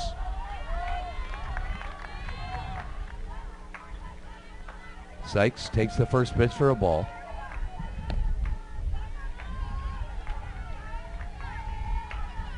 Here comes the 1-0 delivery from Paige Davis. And that one is fouled away. That's a case where it's not an error, but it's a mistake because the ball wasn't caught. Yeah, lack of just a miscommunication out there, or lack of communication. Of course, we're so far away we can't hear if there was anything said or not said. 6-2. Both teams have 7 hits. Obviously, Durant has done more with theirs. There's the pitch, and that one's hit foul again, not getting around on her. Well, actually, I think what Mandarin's trying to do here, the last couple of batters, or at least in this inning, they're letting the ball get into the zone deeper. They know she's working the outside part of the plate consistently, so they're trying to let the ball travel in the zone. They're trying to take it opposite field. That's pretty smart on their part. Yeah, smart hitters. Sykes is 0 for 2, and she half swings at that one, actually bunts it way past first base. And now the umpire wants to take a look at the ball. Yeah, must have hit something hard over there or something, otherwise he wouldn't be looking at it. And the count is 1 ball, 2 strikes. Boy, old Paige Davis would like to get strikeout number 2 right here and not let her put that ball in play at all. Here's the 1-2, way high. 2 balls, 2 strikes. Tomorrow's 4A championship is at 4:05. This 8A championship between Miami Palmetto and whomever will be at 7:05. And they'll both be here. He'll be able to tune us in. Here's the 2-2. Half swung, pitcher knocks it down, fires to first base in time. And they avoid the big inning. 1 run on 3 base hits. There were no errors and 2 runners left on base. We played 6 complete innings of play. As we go to the 7th inning for Durant, it'll be numbers 6, 7, and 8. Davis, Bell, and Freeman to face Kayla Dunker. You know, we talked about Mandarin in the districts. They beat Sandalwood 7-2 and Flagler Palm Coast 5-1. Then in the regionals beat Haggerty 9-8, Lake Mary 6-2, and Orlando Boone 11-4. They during the regular season, you know, they beat American Heritage Plantation and they beat Bishop Snyder. Now Bishop Snyder was in the finals in the 3A. They beat them 4-2. They beat Plantation, the 3A champion, 4-3. So they've obviously had some quality wins this year against quality pitching. Yes, very well. Very you know, well most put. of those schools had quality pitchers. School is ranked. Newsweek, you know, a highly respectable magazine, ranks schools in the nation for, you know, various things, and they take into account that Newsweek would rank them the 96th best high school in the country. Wow. Yeah, that's pretty Mandarin. good to be in the top 100 schools. Thinking about how many schools there are in the country. And that was just this year. 2010, 2 years ago, they were named the best public high school in the United States. Wow. I don't know what goes into that. Don't know whether it has everything to do with academics or a combination of whatever. Huh. Schools ranked 15th according to the U.S. News and World Report this pretty year. impressive. Yeah. Here's the first pitch in the top half of the 7th inning. That one sails high, and even more so, I have more information. Mandarin High School, that same publication, U.S. News and World Report, ranked them the best high school, public or private, in America in 2008. Huh. There's one outside corner strike, and it's now 1-1. Yeah, you probably get a lot of, you know, when people are moving and transferring work and stuff, they'll look at that and realize that's the zone they want to move into. Just like if you have a swimmer, you want to move to Jacksonville and swim for Childs High School. Yeah, or, you know, whatever school's strong at that sport. Here's the delivery. Swung on a miss. It's 1-2. Bet you there's a whole slew of Mandarin graduates who have gotten academic scholarships, you think? Yeah, it sounds like they would have, it'd be inevitable, wouldn't it? Here's the pitcher. See her right there, Kayla Dunker. Top of the 7th. She cannot allow them to get any more runs or it could be devastating. There's the pitch down low.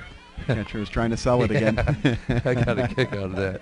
Tara Broderick ready to fire down to first and whip it around the horn.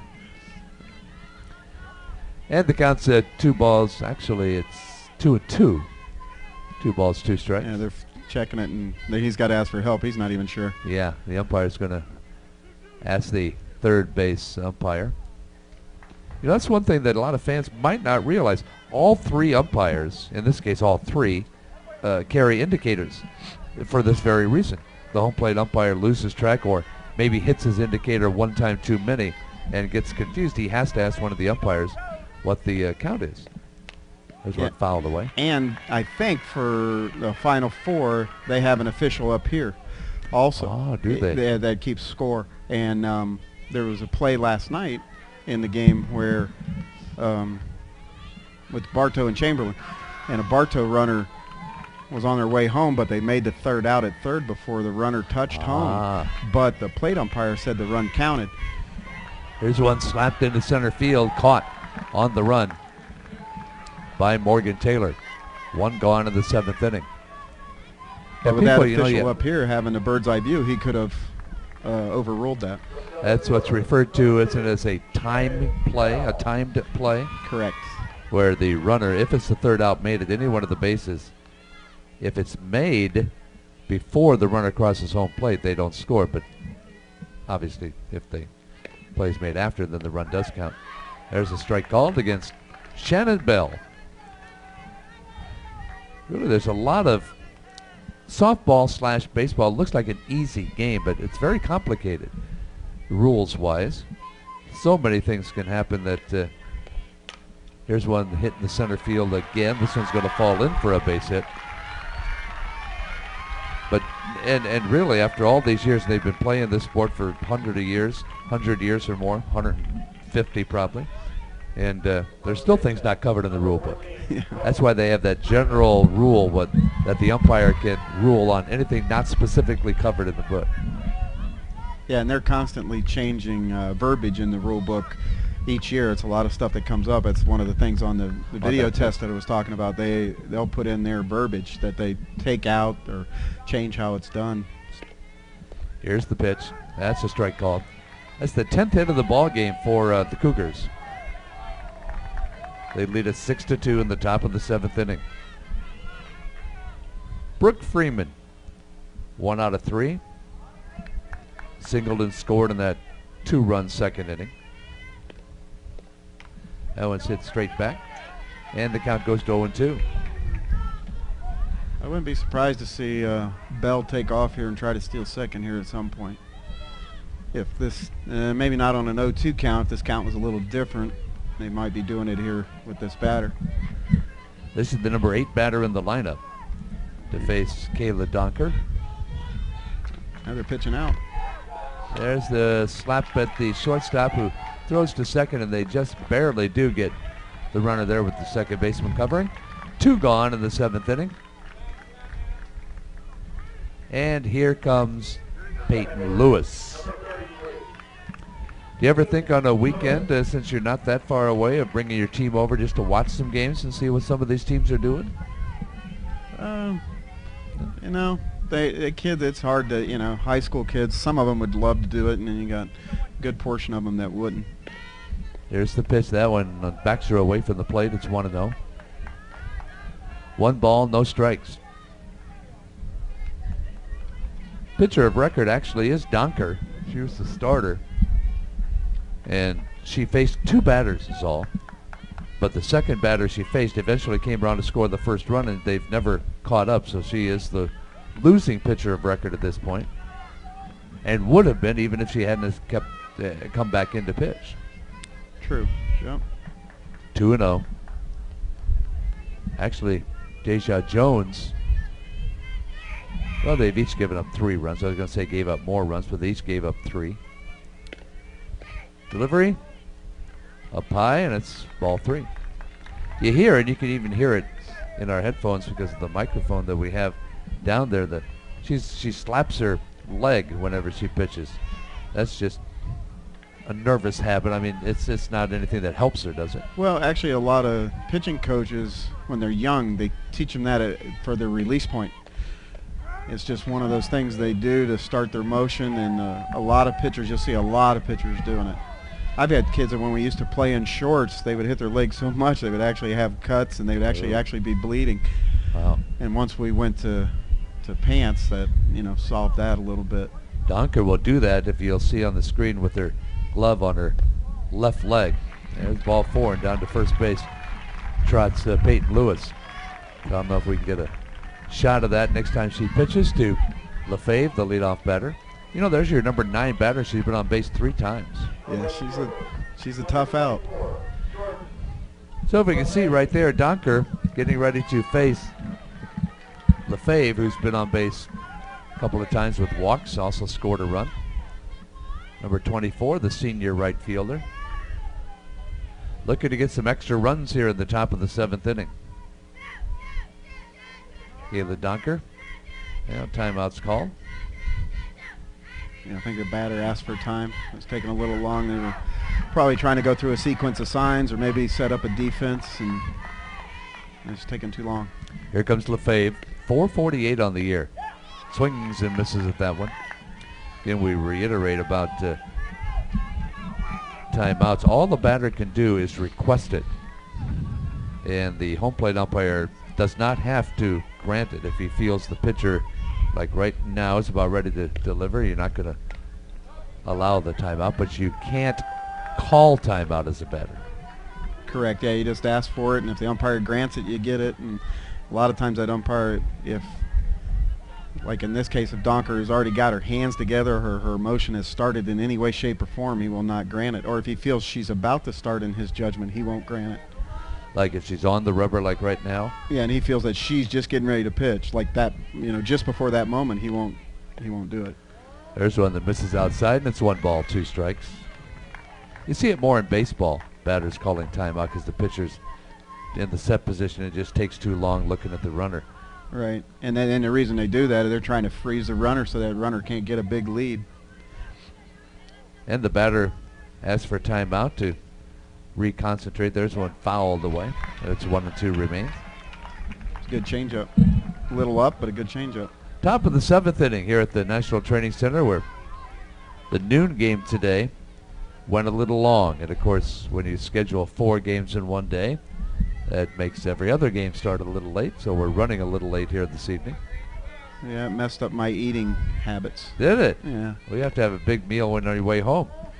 It's pitched down low, and it's 2-2. There's bound to be something open between here and there in the corridor. Yeah, but it's going to be hard to eat a steak and cut it. That's true. Or a bowl of soup. That's right. Kind of hard to. Because I'm cold. Yeah, you got to drive with your knees. Here's the 2-2. There one right up the middle. Into center field. They're going to get a bonus run. Here comes the throw to the plate, and it is not going to be in time. In to score comes Brooke Freeman on the RBI single by Jordan LaFave. Well, you know what the old saying is, Coach, you can never get enough runs. You're up 6-2 in the 7th, but 7-2 looks a lot better.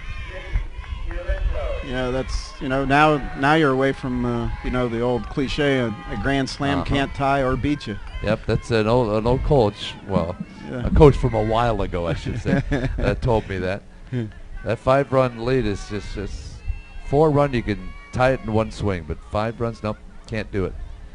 Here's Giovenko. 2 out of 4. She's been on base 3 times, takes a strike. A little runny nose sitting up here in this wind.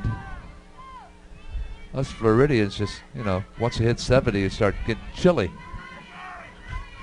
Yeah, or in my case, 72. It was a little warm when you started to get cold. Here's the pitch down low. 1 ball, 1 strike.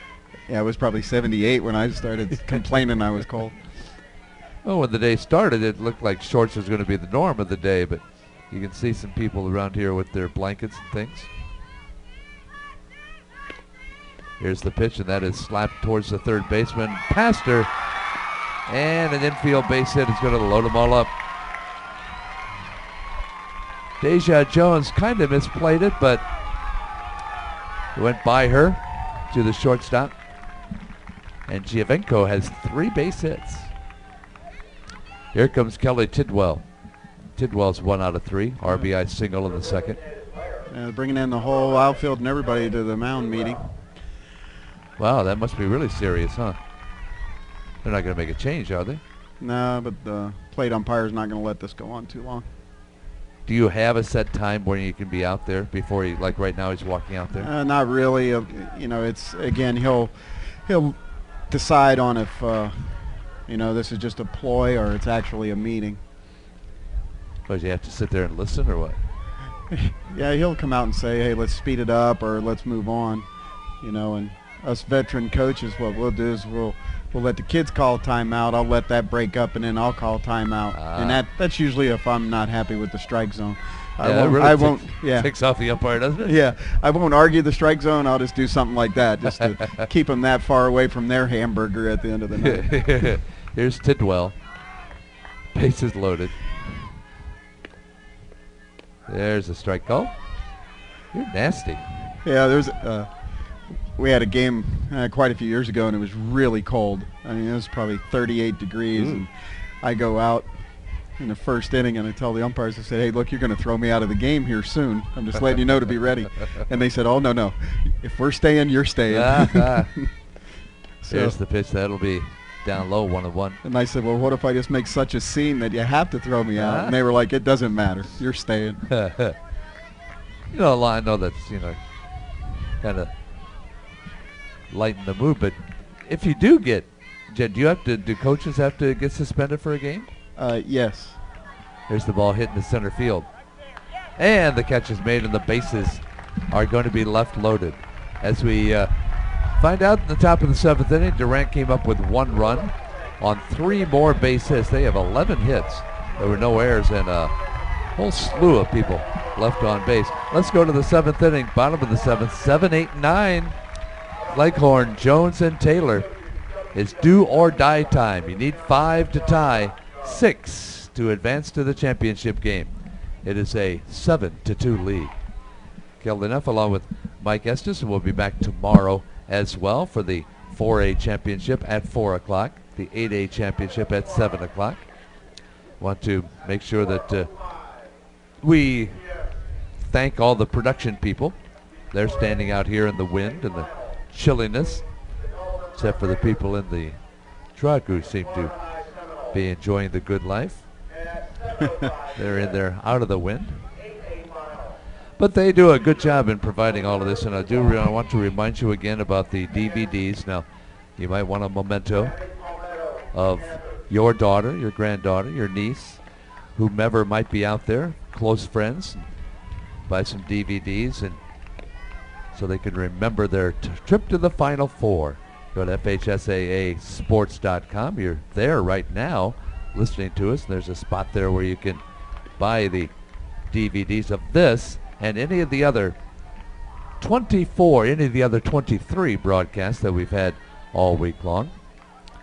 Can't imagine people 10 years from now wanting to hear our jokes all the time, but they're going to be there for all to hear for time immemorial. Here comes Natalie Cleghorn.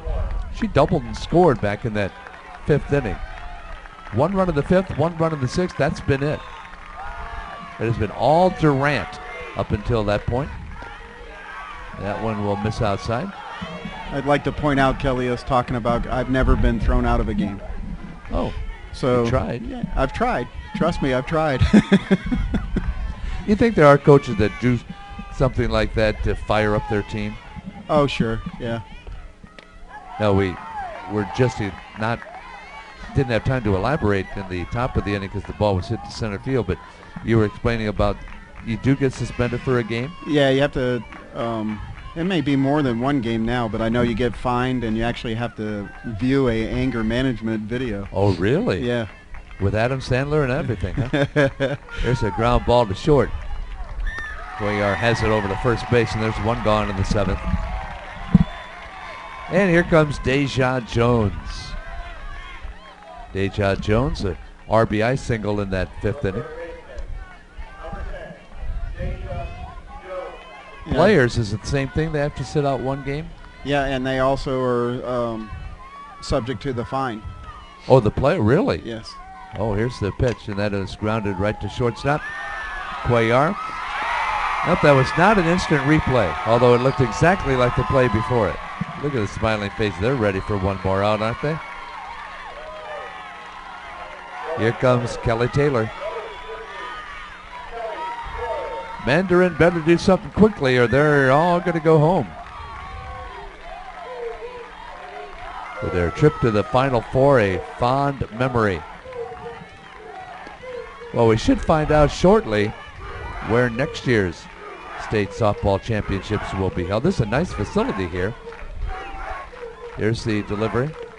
And that one's hit in the air, and it's going to fall in. They're not done yet. Center fielder Shannon Bell, maybe one of the best ones you'll ever see, gets that ball in.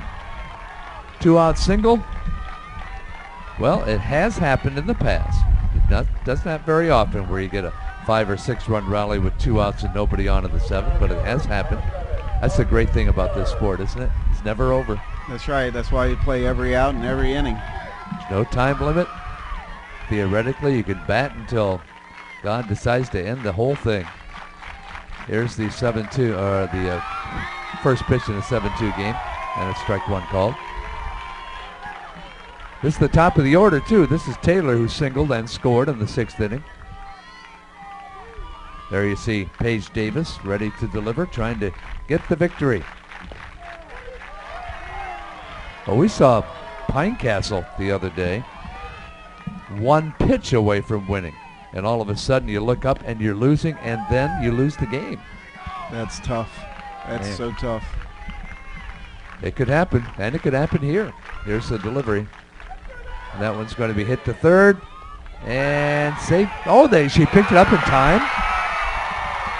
Ooh. Wow. Okay, then. That ends the game, and Mandarin leaves a runner on base. As Durant advances to the Class 8A state championship, 23-4. And they did it on some timely hitting, Coach, and they did it without a huge inning. They scored 3 in the 4th, but 2 in the 2nd, 1 in the 1st, 1 in the 7th. Pretty good performances. Coach Gonzalez is out there to plead her case. Boy, I thought the ball was still on the ground, but that's, we're so far away we can't really tell. Yeah, I got blocked a little bit and I couldn't see it.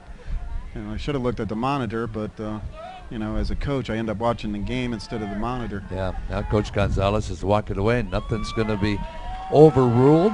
You ever talk your way out of a call with an umpire? Not too much, unless there is a judgment where they can go ask for help, but you're not going to get much most of the time. So Durant is going to play for the state championship against Miami Palmetto tomorrow in Class 8A. Coach, I want to thank you again, and you have fun chewing that steak on your way home. And we'll see you tomorrow. Yeah, I'm looking forward to it. All righty. Thank you, Coach Estes. We want to remind you about the DVDs.